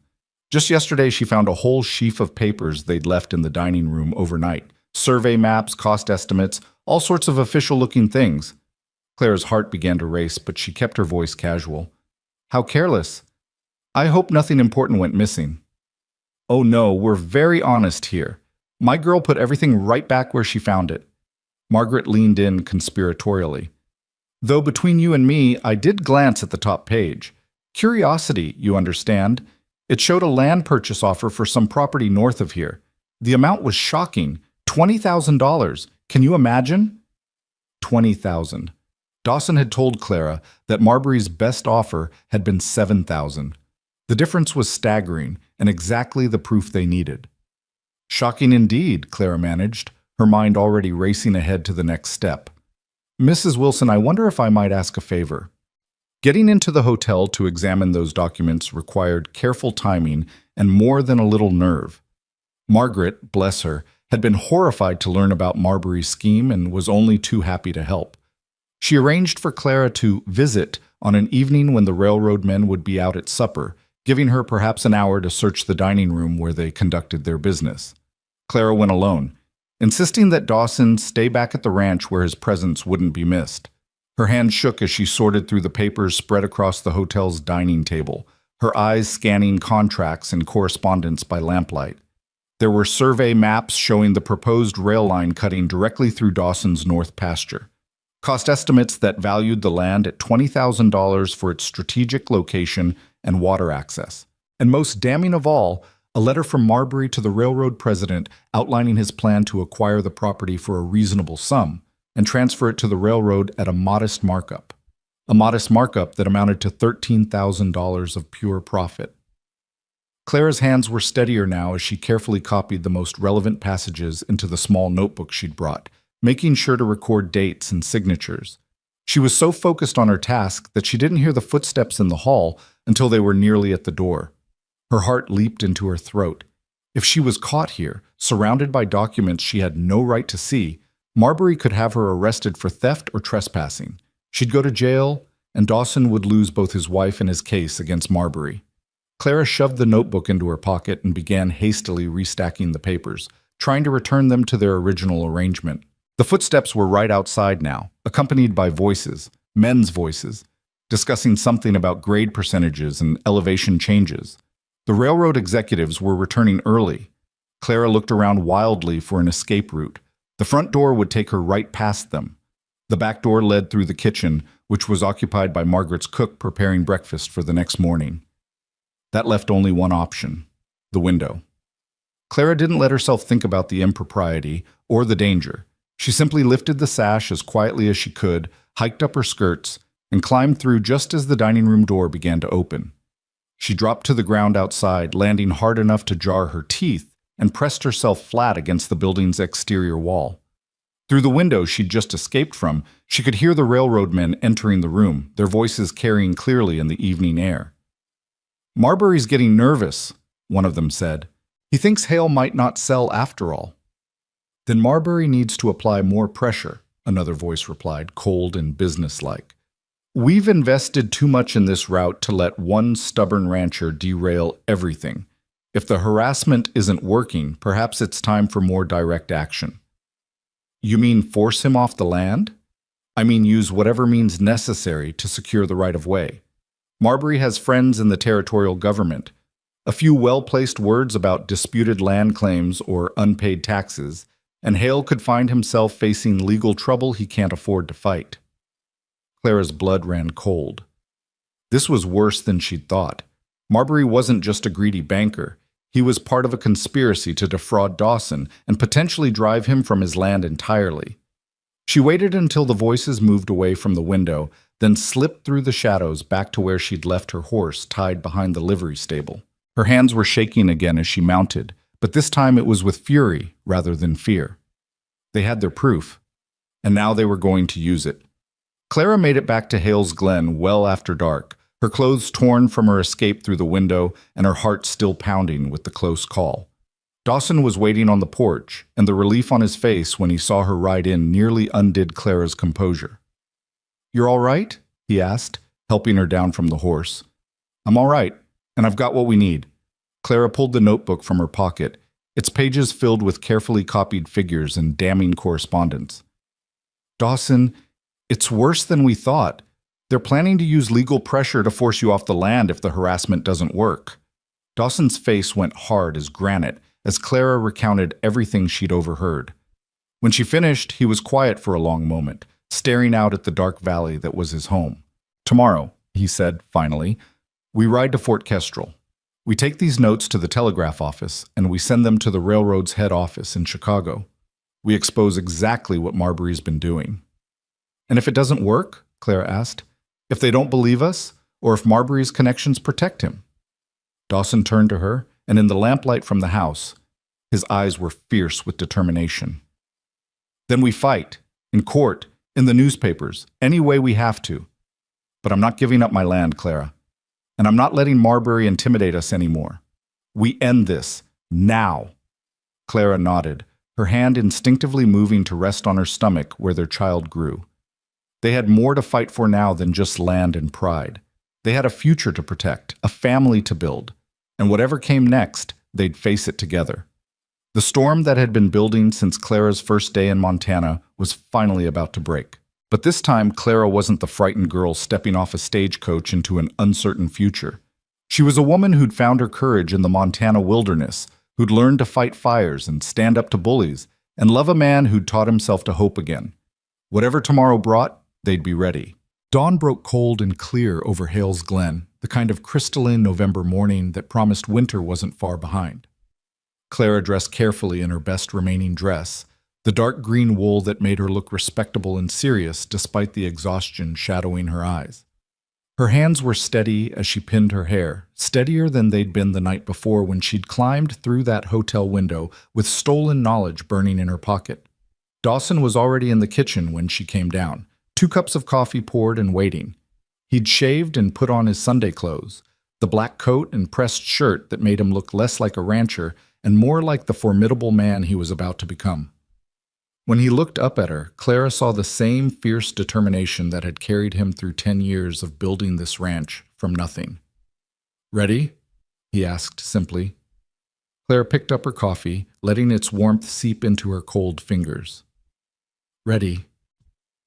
They rode into Fort Kestrel side by side as the town was waking up, shopkeepers sweeping boardwalks and early risers heading to the bakery for fresh bread. Clara felt eyes tracking their progress down the main street, felt the weight of curiosity and speculation. By now, everyone knew about the trouble at Hales Glen. Small towns kept no secrets, especially when those secrets involved fire and fence cutting and the most powerful banker in the territory. The telegraph office occupied a narrow storefront between the general store and a saddlemaker's shop. Inside, a thin man with wire-rimmed spectacles looked up from his desk with the expression of someone unaccustomed to early morning visitors. "Help you folks?" he asked, his gaze sliding uncertainly between Dawson and Clara. "We need to send a telegram," Dawson said, placing Clara's notebook on the counter. "A long one. To Chicago." The telegraph operator's eyebrows rose. "Chicago? That'll cost you. I know what it'll cost." Dawson's voice was firm. "Just send it exactly as written, every word." Clara had spent half the night crafting the message, distilling pages of copied documents into terse telegraphic prose that still conveyed the essential truth that Silas Marbury was defrauding both the railroad and Dawson Hale, misrepresenting property values for personal profit, and conspiring to use legal pressure to force an unwilling sale. She'd included specific figures, dates, and references to documents she'd seen, making the accusation detailed enough that it couldn't be dismissed as mere rumor or spite. The operator read through Clara's careful handwriting, his expression growing more troubled with each line.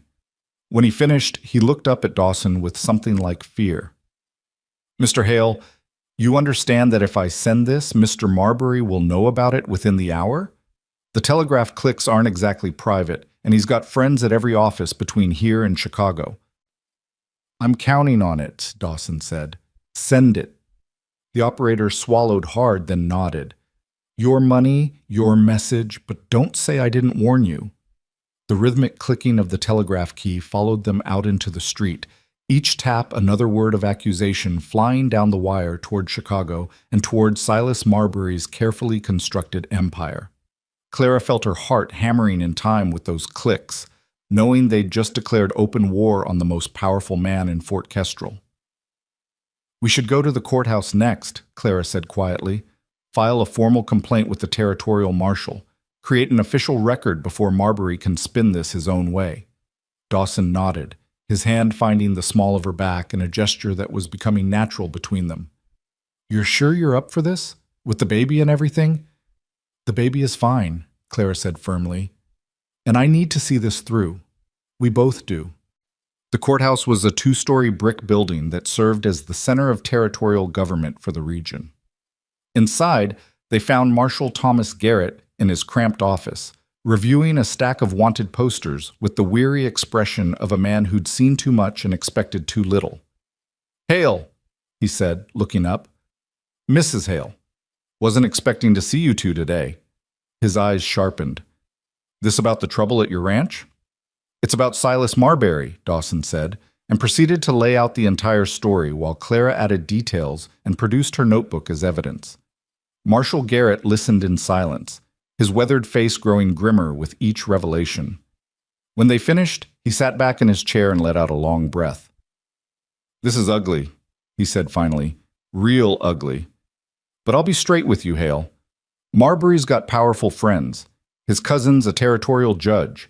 His business partners include half the richest men between here and Helena. Even with evidence, getting a conviction will be near impossible.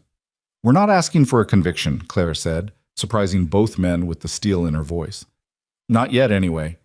We're asking for an official investigation, for someone in authority to acknowledge that these accusations exist and deserve scrutiny. Once that's on record, Marbury can't make this disappear quietly. The marshal studied Clara with new respect. You're a sharp one, aren't you? All right, I'll file the complaint and send a report to the territorial capital. Can't promise it'll go anywhere, but it'll be documented. That's something. It was more than something. It was ammunition, proof that they weren't going to be intimidated into silence. As they left the courthouse, Clara felt a grim satisfaction settling over her fear. They'd fired the first real shots in this battle, and now there was nothing to do but wait for Marbury's response. They didn't have to wait long. Dawson and Clara were halfway through a tense lunch at the hotel. Margaret Wilson had insisted they eat something before the long ride home, when Silas Marbury himself strode into the dining room with 2 men flanking him. One wore a marshal's badge from a neighboring county. The other was dressed in expensive Eastern clothes, his soft hands and calculating eyes marking him as a lawyer. Hale, Marbury said, his voice carrying across the suddenly silent room. A word, if you please. Dawson stood slowly, positioning himself between Marbury and Clara. I've got nothing to say to you, Marbury. That's unfortunate because I have quite a bit to say to you. Marbury's smile was cold as January ice. I've just come from the telegraph office, where I learned you've sent some rather inflammatory accusations about me to parties in Chicago. Accusations that are not only false but legally actionable as slander and defamation.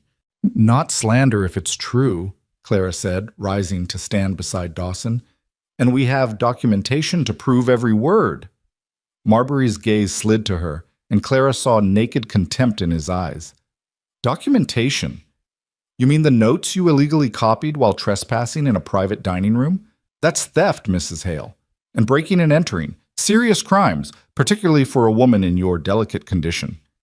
Clara's hand instinctively moved to her stomach before she could stop herself. The gesture was small but telling, and Marbury's smile widened. Oh yes, I know about the baby. Small towns and their gossip, you understand. It would be a shame if you were arrested and had to spend your pregnancy in the territorial jail. Such poor conditions, such inadequate medical care. Why, a woman could lose a child under those circumstances. Or worse. Dawson moved before Clara could react, crossing the space between them in 2 strides and grabbing Marbury by the collar. You threatening my wife? The lawyer stepped forward quickly. Mr. Hale, I'd advise you to release Mr. Marbury immediately. Assault in front of witnesses, including a law enforcement officer, would give us ample grounds for your arrest. The marshal with the neighboring county badge nodded, his hand resting casually on his gun. "I'd listen to the lawyer, Hale. You're already in enough trouble." Clara's mind raced. This was a trap, she realized. Marbury had come here specifically to provoke Dawson into doing something stupid, something that would give them legal justification to arrest him and leave Clara alone and vulnerable. The hotel dining room was full of witnesses, all watching this confrontation with fascinated horror. "Dawson," Clara said quietly, "let him go." For a terrible moment, she thought he wouldn't listen. Dawson's jaw was clenched so tight she could see the muscles jumping, his hand still fisted in Marbury's expensive coat. Then, with visible effort, he released his grip and stepped back.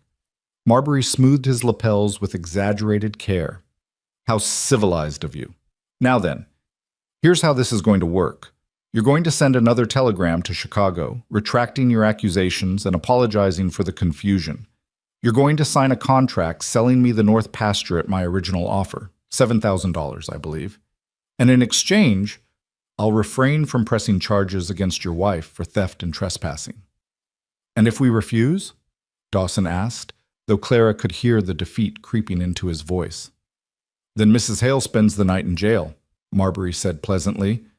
"And given her condition and the stress of incarceration, well, these things have a way of working themselves out. Nature can be cruel to expectant mothers, especially those under duress." The threat was clear, and Clara felt ice settle in her veins. Marbury was threatening not just her freedom, but her unborn child, counting on Dawson's fear of losing another wife and another baby to force his capitulation. "You bastard," Dawson breathed. "I'm a businessman," Marbury corrected, "and I'm offering you a reasonable deal. Your land for your wife's freedom and safety. Surely that's not too high a price." Clara looked around the dining room at the assembled witnesses, at Margaret Wilson's horrified face and the other diners' averted eyes. No one was going to help them. No one was going to stand up to Marbury's power and influence. They were alone in this, trapped between impossible choices. Or were they? An idea struck Clara with the force of revelation. It was risky, possibly insane, but it was the only weapon they had left. The truth, spoken publicly where it couldn't be suppressed or ignored. "I'll make you a counteroffer, Mr. Marbury," Clara said, her voice ringing clear in the silent room. "You drop this farce, withdraw your threats, and leave our ranch alone. In exchange, I won't tell everyone in this room exactly what I found in those railroad documents." Marbury's eyes narrowed. "You already sent your little telegram. Whatever lies you want to spread have already been spread." "Oh, I'm not talking about the railroad," Clara said, watching him carefully. "I'm talking about the other papers I found. The ones showing that you've been embezzling from the bank for the past 3 years, falsifying loan records, pocketing interest payments, using depositors' money for your personal investments. That's why you need this railroad deal so desperately, isn't it? You're trying to cover your losses before the bank examiners discover what you've done." It was a complete fabrication. Clara had seen no such documents, had no proof of any embezzlement, but she'd learned enough about desperation in the past months to recognize it in others, and Marbury's sudden pallor told her the guess had struck home.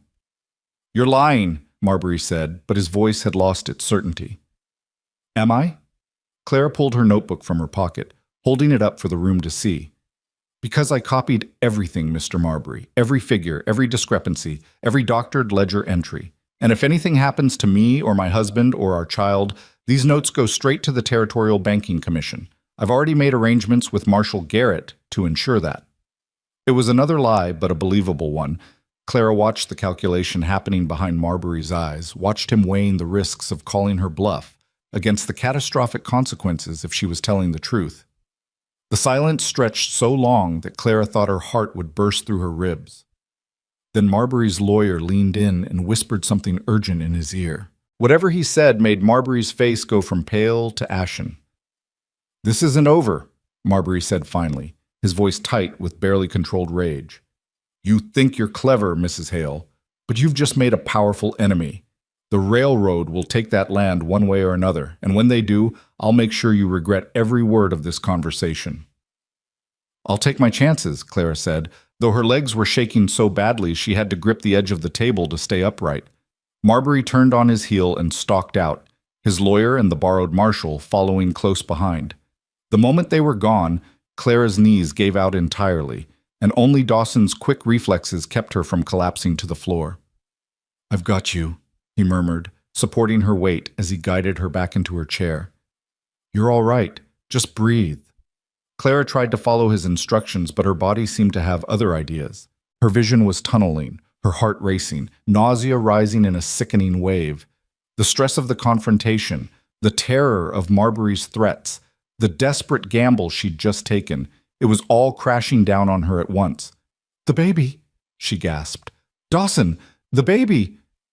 "Is going to be fine," Dawson said with fierce certainty, though Clara could hear the fear underneath.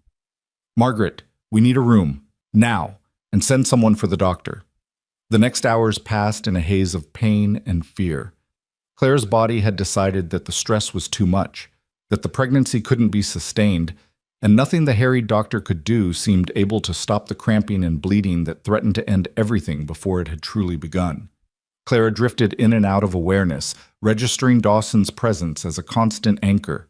His hand holding hers, his voice murmuring reassurances she couldn't quite make out, his face drawn with the same terror he must have felt watching Anne die. She wanted to tell him she was sorry, that she should never have confronted Marbury, should never have taken such risks with their child's life. But the words wouldn't come, lost in waves of pain that stole her breath and her ability to think. Sometime deep in the night, when the world had narrowed to just pain and darkness and the desperate need to hold on, Clara heard the doctor speaking in low tones. "The bleeding's slowing. I think we might be past the worst of it." "Is she going to lose the baby?" Dawson's voice was hoarse, ravaged. "I can't say for certain. The next 24 hours will tell. But if she can rest, stay calm, avoid any stress." The doctor trailed off, the impossibility of that prescription hanging in the air. How could Clara possibly avoid stress when they were in the middle of a war with Silas Marbury? When their ranch and their future hung in the balance? When everything they'd built together threatened to crumble around them? But her body made the decision for her, dragging her down into exhausted sleep despite her fears. When she woke, pale winter sunlight was streaming through the hotel room window, and Dawson was slumped in a chair beside the bed, his head pillowed on his arms at her side. He looked like he'd aged 10 years overnight, lines carved deep around his eyes and mouth. "Dawson?" Clara whispered, her throat dry as dust. He jerked awake immediately, his eyes focusing on her with desperate intensity. "Clara, how do you feel?" "Like I've been trampled by horses," she admitted, "but alive." "Is the baby—" "Still there, according to the doctor. He examined you an hour ago while you were sleeping, says there's reason for hope." Dawson's hand found hers, gripping tight enough to hurt. "Clara, I'm so sorry. This is my fault. I should never have let you come to town, should never have put you in a position where Marbury could threaten you." "Stop," Clara interrupted. "This isn't your fault. It's Marbury's, and the railroads, and a system that lets powerful men crush anyone who stands in their way, but it's not yours and it's not mine either. We did what we had to do." "You could have died," Dawson said roughly. "You could have lost the baby, and for what? A piece of land?" "For our home," Clara corrected gently. "For our future. For the principle that we don't let bullies win just because they're powerful." She paused, then added softly, "And because I love you, Dawson Hale. Because somewhere along the way, this arrangement stopped being about convenience and started being about building a life together. A real life, worth fighting for." Dawson stared at her, his expression caught somewhere between wonder and anguish. "You love me?" "I do," Clara said simply. "I know it's probably foolish and poor timing, and—" He kissed her, stopping the words with a tenderness that made her chest ache. When he pulled back, his eyes were bright with unshed tears. "I love you too," he said. "I think I started falling the moment you stood in that burned garden and said you wanted to bring it back. You're the bravest person I've ever met, Clara, and the kindest, and I don't deserve you, but I'm going to spend the rest of my life trying to." Clara's own tears spilled over, running hot down her cheeks. "We deserve each other," she said. "The scared widow and the desperate mail-order bride. We found each other when we both needed it most." They stayed like that for a long moment, foreheads pressed together, breathing the same air. Then a knock at the door made them both startle. "It's Marshal Garrett," a gruff voice called. Need to speak with you folks. Dawson helped Clara sit up, propping pillows behind her back before opening the door. The marshal stepped inside, his hat in his hands and his expression grim. "How's she doing?" he asked, nodding toward Clara. "Better," Dawson said. "What's happened?" "Got a response from Chicago," Garrett said. "The railroad board sent an investigator on the first train west. He'll be here in 3 days with authority to examine Marbury's books and conduct a full audit of the deal." He paused, a small smile crossing his weathered face. "Seems your telegram struck a nerve. The railroad takes fraud seriously, especially when it threatens a major expansion project." Clara felt hope rising in her chest for the first time since the confrontation. "So they believed us?" "They believe enough to investigate," Garrett said, "and Marbury knows it. Word is he's been burning papers in his office fireplace all morning. But here's the thing, the railroad investigator's going to need your testimony, Mrs. Hale. Your notes, your statement about what you saw, everything. Without that, Marbury might still wiggle free." "She'll testify," Dawson said immediately. "Whatever they need. In 3 days," Garrett warned. "Can she travel by then?" "Doctor said she needs rest." "I'll manage," Clara said firmly. "Dawson, help me up. We need to get home, prepare properly for what's coming." The ride back to Hales Glen was slow and careful, Dawson insisting they stop frequently so Clara could rest. By the time they reached the ranch, twilight was painting the valley in shades of purple and gold, and Clara had never been so grateful to see home in her life. Joe and Pete met them at the house, their faces tight with worry that eased slightly when they saw Clara was all right. Over supper, a simple stew that Joe had made, bless him, Dawson filled them in on everything that had happened. "So we wait," Pete said when he finished. "Wait for this investigator to show up and hope he's honest." "We do more than wait," Dawson said. "We prepare. Clara's testimony needs to be rock solid, which means we need to organize her notes, create a clear timeline, gather any corroborating evidence we can find." They spent the next 2 days doing exactly that. Clara, confined to bed rest by Dawson's worried insistence, worked from a nest of pillows and blankets, transcribing her hasty notes into a coherent narrative. Dawson rode into town to collect testimony from Margaret Wilson about the railroad executive's stay at her hotel. Even Joe and Pete contributed, documenting every incident of harassment and sabotage they'd witnessed or heard about. By the time the railroad investigator arrived, they had assembled a case file thick enough to choke a horse. The investigator was a sharp-eyed man named Theodore Walsh, who carried himself with the careful neutrality of someone who'd seen every kind of fraud and corruption the West had to offer. He spent 2 days in Fort Kestrel, examining bank records, interviewing witnesses, and comparing Marbury's representations to the railroad against the actual terms of his proposed purchase from Dawson. On the 3rd day, he requested a formal hearing at the courthouse, with all parties present.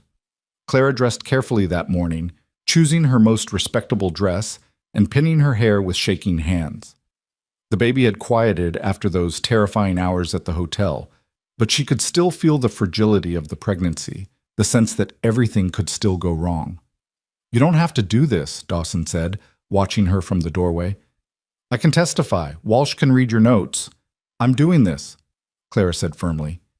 "Marbury threatened our child, Dawson. Threatened to take everything we've built. I'm not letting him hide behind lawyers and influence while someone else fights our battle." The courthouse was packed when they arrived, every seat filled with townspeople eager to witness the showdown between Silas Marbury and the couple who dared challenge him. Clara felt the weight of their stares as Dawson guided her to a seat at the front, his hand protective at her elbow. Marbury sat across the aisle with 3 lawyers surrounding him, his expression carved from stone. When his eyes met Clara's, she saw pure hatred there, and a promise that whatever happened today, he would make them pay. But Clara had survived fire and threats, and the terror of nearly losing her child. Silas Marbury's hatred was just one more thing to endure. Walsh called the hearing to order and began methodically presenting his findings. He discovered that Marbury had misrepresented the railroad's offer by more than 60%. He'd found evidence of pressure tactics and harassment. He'd documented meetings where Marbury had explicitly discussed ways to force Dawson off his land. And then Walsh did something unexpected. He produced a ledger from the Fort Kestrel Bank showing systematic discrepancies in loan interest calculations, money that had been skimmed off deposits and redirected to Marbury's personal accounts. Clara's fabricated accusation had been true after all. Marbury had been embezzling, and Walsh had found the proof. The courthouse erupted in shocked murmurs. Marbury's lawyers went into hurried consultation, their earlier confidence crumbling, and Silas Marbury himself sat frozen, watching his empire collapse around him.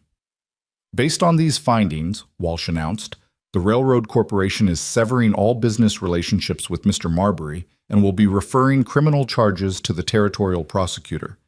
Furthermore, we will be approaching Mr. Hale directly regarding fair compensation for a right-of-way easement across his property. An easement, not a purchase, allowing Mr. Hale to retain ownership while permitting railroad access. It was more than they'd hoped for, better than they dared imagine.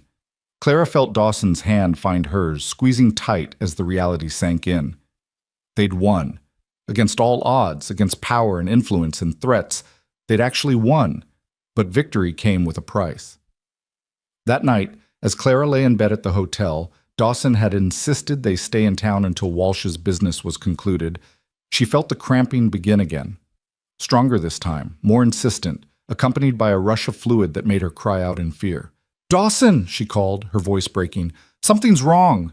He was there instantly, and then the doctor, and then nothing but pain and terror and the desperate prayer that she wouldn't lose this baby now, not when they'd fought so hard to protect it. The labor came too early, nearly 6 weeks too early, but once it started, there was no stopping it. Clara pushed and screamed and begged for it to be over while Dawson held her hand and the doctor worked with grim determination. Outside, a winter storm had rolled in, thunder shaking the windows and rain hammering the roof in a deluge that matched the chaos of birth. Clara was distantly aware of Dawson's voice breaking as he pleaded with her to hold on, to keep fighting, to not leave him alone again. "I'm not leaving," she gasped between contractions. "Not today. Not ever." It was a promise she intended to keep, even as her body threatened to break that vow with every agonizing push. The pain was beyond anything Clara had imagined, beyond anything she thought she could survive. But she'd survived fire and threats, and nearly losing everything that mattered. She could survive this too. She had to, for Dawson, for their child, for the life they'd built from nothing but hope and desperation and love that had bloomed in the Montana wilderness. "One more push," the doctor urged. "Come on, Mrs. Hale. One more." Clara gathered every remaining scrap of strength and pushed with everything she had. Thunder crashed overhead, and in that moment, between one breath and the next, between agony and relief, their son entered the world with a cry that cut through the storm like a knife. "He's alive," the doctor said, and Clara heard the relief in his voice. Small but breathing, strong lungs on him. Dawson was crying, she realized. Silent tears streaming down his face as the doctor cleaned their son and wrapped him in blankets. When he placed the baby in Clara's arms, so tiny, so perfect, with dark hair and Dawson's strong chin, Clara felt her heart crack open with a love so fierce it bordered on pain. "Hello, little one," she whispered, her voice hoarse from screaming. "Welcome to Montana." Dawson leaned over them both, his hand gentle on their son's head, his eyes full of wonder and terror and relief so profound it had left him speechless. Outside, the storm raged on, but inside this small hotel room, everything had gone suddenly, perfectly still. They'd made it. Against impossible odds, against threats and fire and loss, they'd brought new life into the world. Their son, their future, the beginning of everything they'd fought so hard to protect. Clara looked up at Dawson, saw her own amazement reflected in his face, and smiled through her exhaustion. "We did it," she said simply. Dawson's answer was to kiss her forehead, then the baby's, his tears falling freely now. "You did it. You're incredible. Both of you are incredible." The doctor finished his work and quietly excused himself, leaving the new family alone in the lamplight. Outside, the storm began to ease, thunder fading to a distant rumble as the rain settled into a steady, gentle patter. Clara held their son close, feeling his tiny heartbeat against her chest, and thought about the journey that had brought her here. From Philadelphia to Fort Kestrel, from terrified mail-order bride to fierce defender of home and family, from stranger to partner to wife to mother. It hadn't been the life she'd imagined, but it was the life she'd chosen, and she wouldn't trade it for anything. The baby's name was Thomas, after Dawson's father, and he was the smallest, most perfect thing Clara had ever seen. In those first fragile days after his birth, she barely let him out of her sight, watching the rise and fall of his tiny chest with a vigilance born of terror and love. The doctor had warned them that early babies sometimes struggled, that the next few weeks would be critical, but Thomas seemed determined to prove everyone's fears unfounded. He nursed hungrily, cried with impressive volume, and gripped Clara's finger with a strength that belied his size. Dawson was transformed by fatherhood in ways Clara hadn't anticipated. The quiet, reserved man she'd married had cracked open like an egg, spilling tenderness and wonder everywhere. He'd sit for hours just watching Thomas sleep, his weathered finger tracing the baby's tiny features with reverent care. At night, when Thomas fussed, Dawson would walk the hotel room floor with his son cradled against his chest, humming old songs Clara had never heard him sing before. "I forgot," he said one night, his voice thick with emotion as he held their sleeping son. "I'd forgotten what this felt like. The hope of it. The terrifying, wonderful hope." Clara understood. After Anne's death, Dawson had locked away that part of himself that could imagine a future beyond grief. But Thomas had broken down those walls, forcing life and light back into spaces that had been dark too long. They stayed in Fort Kestrel for 2 weeks, giving Clara time to recover and Thomas time to grow stronger before attempting the journey home. During that time, the aftermath of Silas Marbury's downfall played out with a swiftness that shocked even those who'd witnessed his crimes firsthand. The territorial prosecutor filed charges of fraud, embezzlement, and conspiracy. The bank board, horrified by the extent of Marbury's theft, immediately removed him from all positions of authority.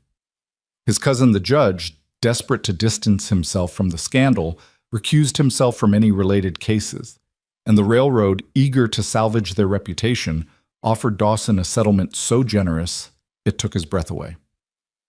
$25,000, Dawson said, reading the contract Theodore Walsh had delivered to their hotel room.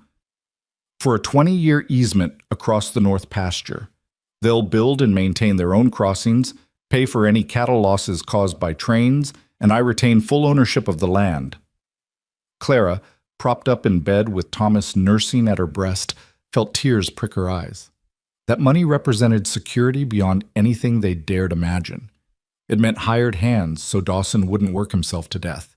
It meant a larger house with room for more children. It meant Thomas would grow up with opportunities his parents had never had. "Take it," she said. "It's more than fair. It's generous."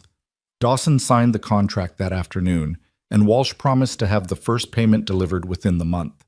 As he was leaving, the investigator paused in the doorway, his sharp eyes softening as they landed on the baby.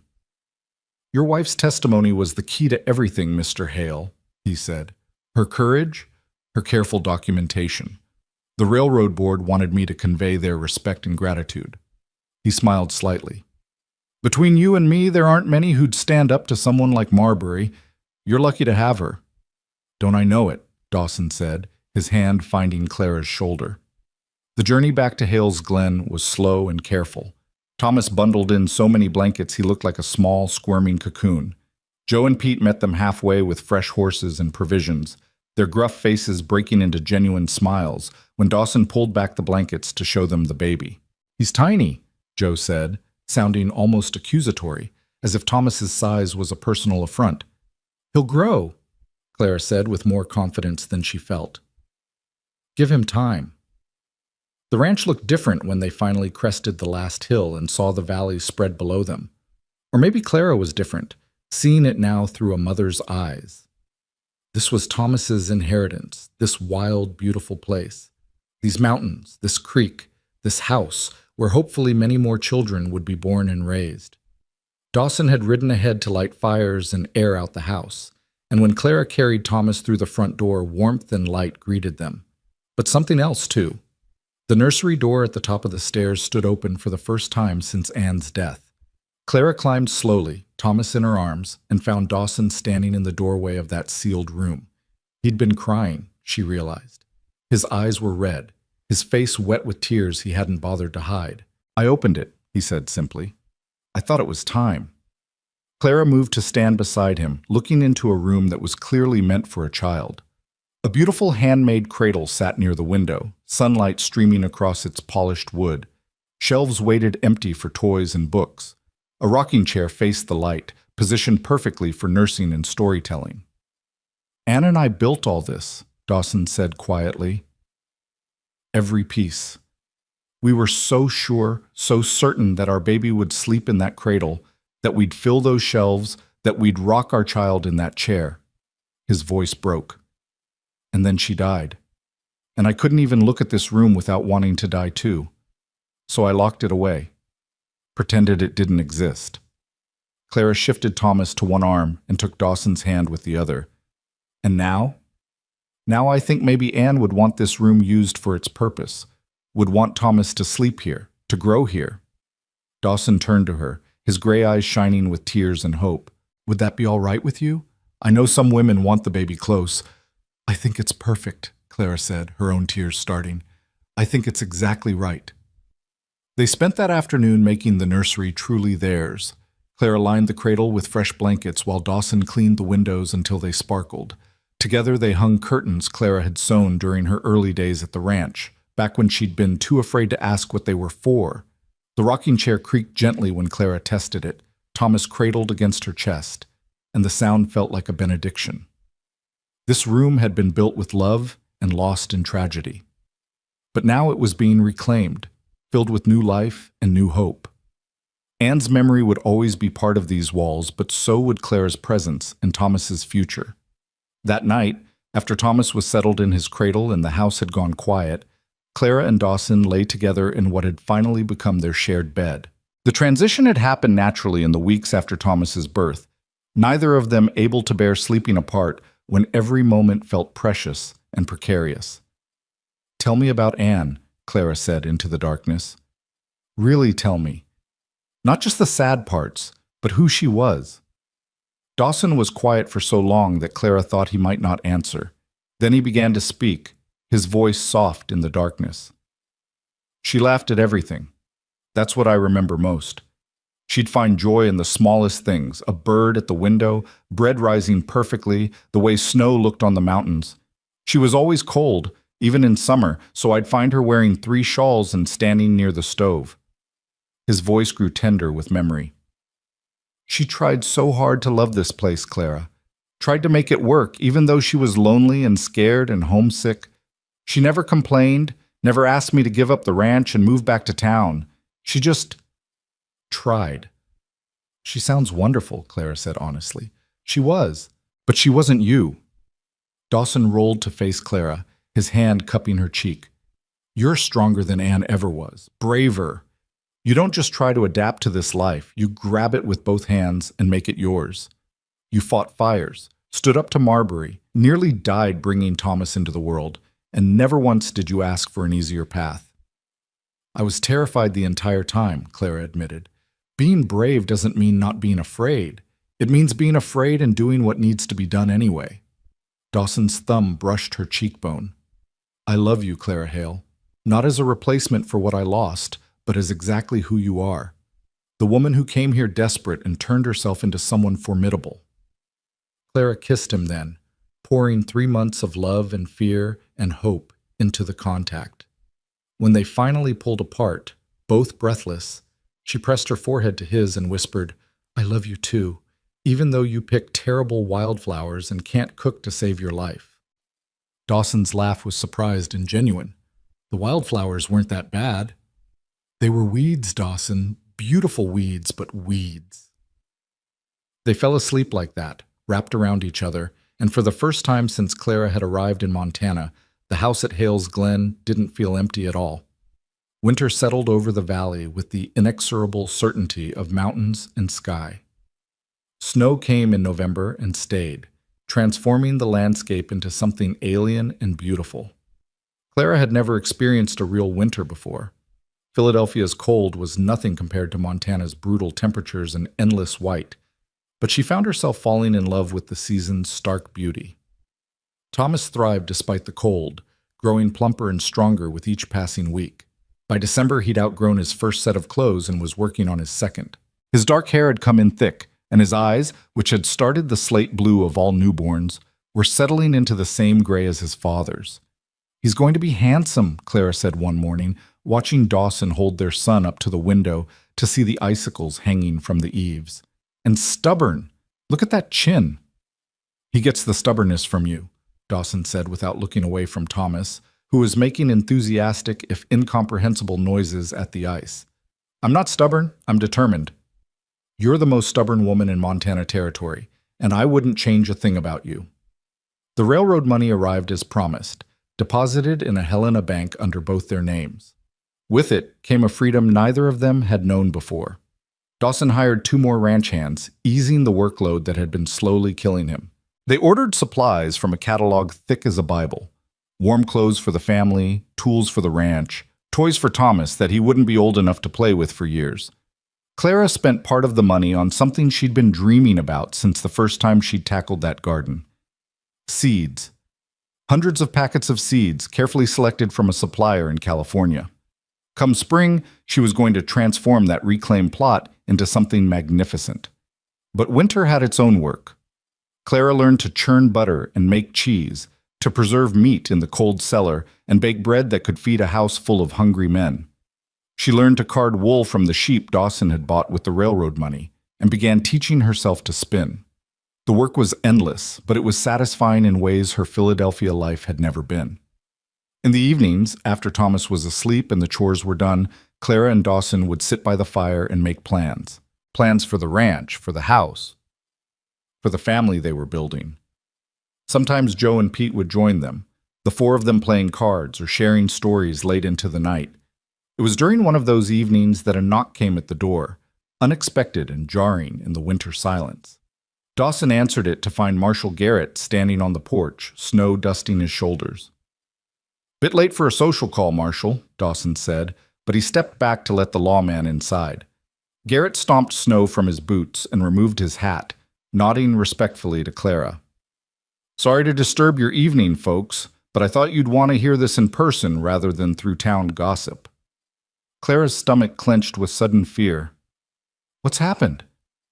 "Silas Marbury," Garrett said heavily. "He was convicted this afternoon. 15 years in territorial prison for fraud and embezzlement. They're transferring him to the penitentiary in Deer Lodge next week." The news should have felt like victory. Instead, Clara just felt tired. Tired of fighting, tired of fear, tired of carrying the weight of what Marbury had tried to do to them. "Good," Dawson said simply. "He deserves worse, but it's something." "There's more," Garrett continued. Before sentencing, Marbury made a statement, said a lot of things about corruption and power, most of it bitter nonsense, but he also said something I thought you should know. The marshal's eyes found Clara's. "He said your courage shamed him, that watching you stand up to him when half the men in the territory were too scared to cross him made him realize how far he'd fallen." Clara didn't know what to say to that. She'd never wanted to shame Marbury, had only wanted to protect her family and her home. "I don't think it makes what he did any better," she said finally. "But I hope he finds some kind of redemption in prison. I hope he becomes a better man." After Garrett left, Dawson pulled Clara into his arms and just held her, his chin resting on top of her head. "You're too good," he murmured. "Most people would want Marbury to rot. I'm not most people, and holding on to anger only hurts the person doing the holding." Clara pulled back to look up at him. "We won, Dawson. We get to move forward. I won't poison that by wishing more suffering on a man who's already lost everything." Christmas came quietly to Hales Glen, marked by a small tree Dawson cut from the forest and dragged home through the snow. Clara decorated it with paper ornaments and strings of popcorn, and on Christmas morning they sat together as a family, Thomas propped between them, and marveled at how much had changed since Clara had first stepped off that stagecoach. "A year ago I was alone," Dawson said, his hand resting on Thomas's small back, "convinced I'd always be alone, that I'd never feel anything but empty again."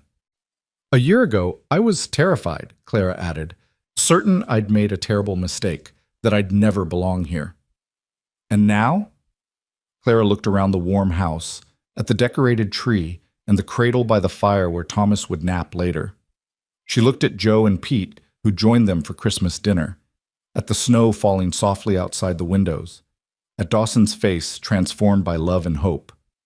"Now I'm home," she said simply. Finally, completely home.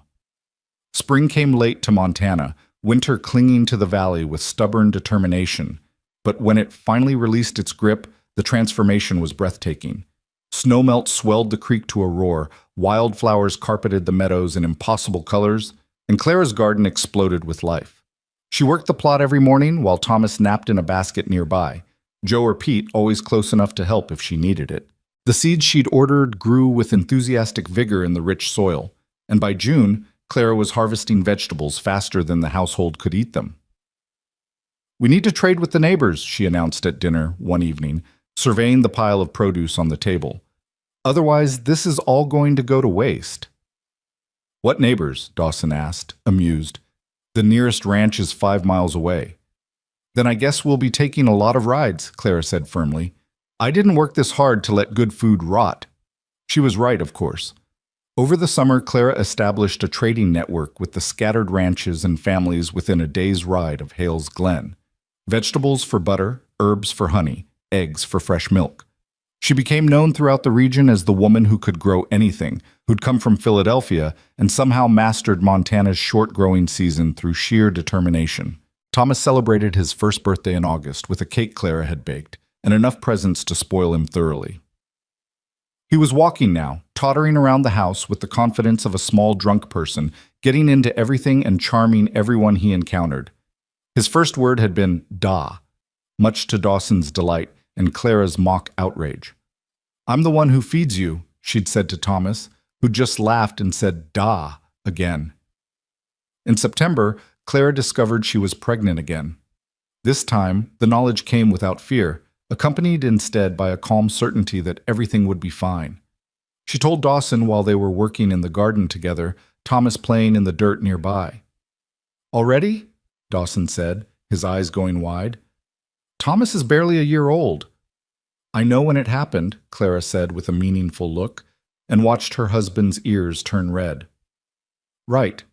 Well, that's wonderful, Clara. Are you happy?"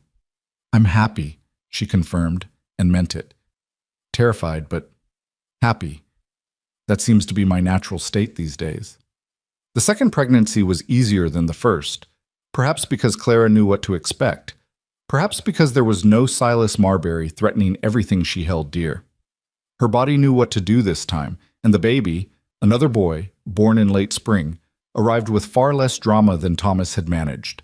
They named him William, after Clara's father, and he was the opposite of his brother in every way. Where Thomas had been small and fierce, William was placid and enormous. Where Thomas had nursed frantically, William was patient. Where Thomas had cried at everything, William seemed content to simply observe the world with solemn, thoughtful eyes.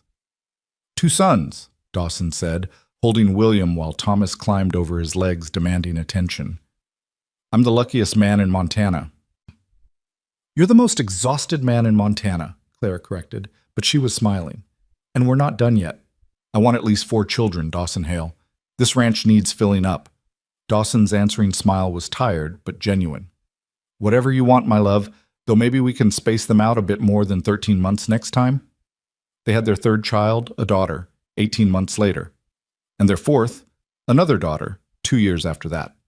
The house expanded with them, Dawson and the ranch hands building on new rooms as the family grew.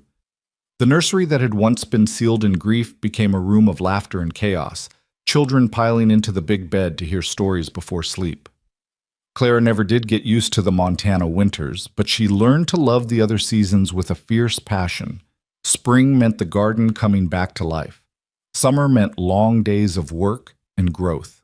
Fall meant harvest and preparation, the satisfaction of shelves lined with preserved food, and the knowledge that they'd survive another winter. The ranch prospered with the railroad easement money and Dawson's careful management. They added more cattle, bought better horses, built new outbuildings. Joe and Pete stayed on, growing older and grayer but no less essential to the operation. Eventually, Pete married a widow from Fort Kestrel and brought her to live in a small house Dawson built on the southern edge of the property. Clara became a fixture in the territory, known as much for her fierce protection of her family as for her legendary garden. She served on the school board when Fort Kestrel finally got a proper schoolhouse, and she never backed down from an argument she believed in. People learned quickly not to underestimate the quiet woman who'd once stood up to Silas Marbury.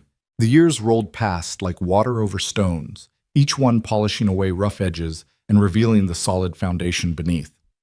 Thomas grew into a serious boy who loved the cattle and the land as much as his father did. William became the scholar of the family, constantly reading and asking questions that made even the adults think.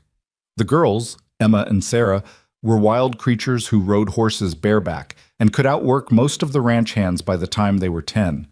And through it all, Clara and Dawson grew deeper into their love, the desperate beginning mellowing into something steady and sure.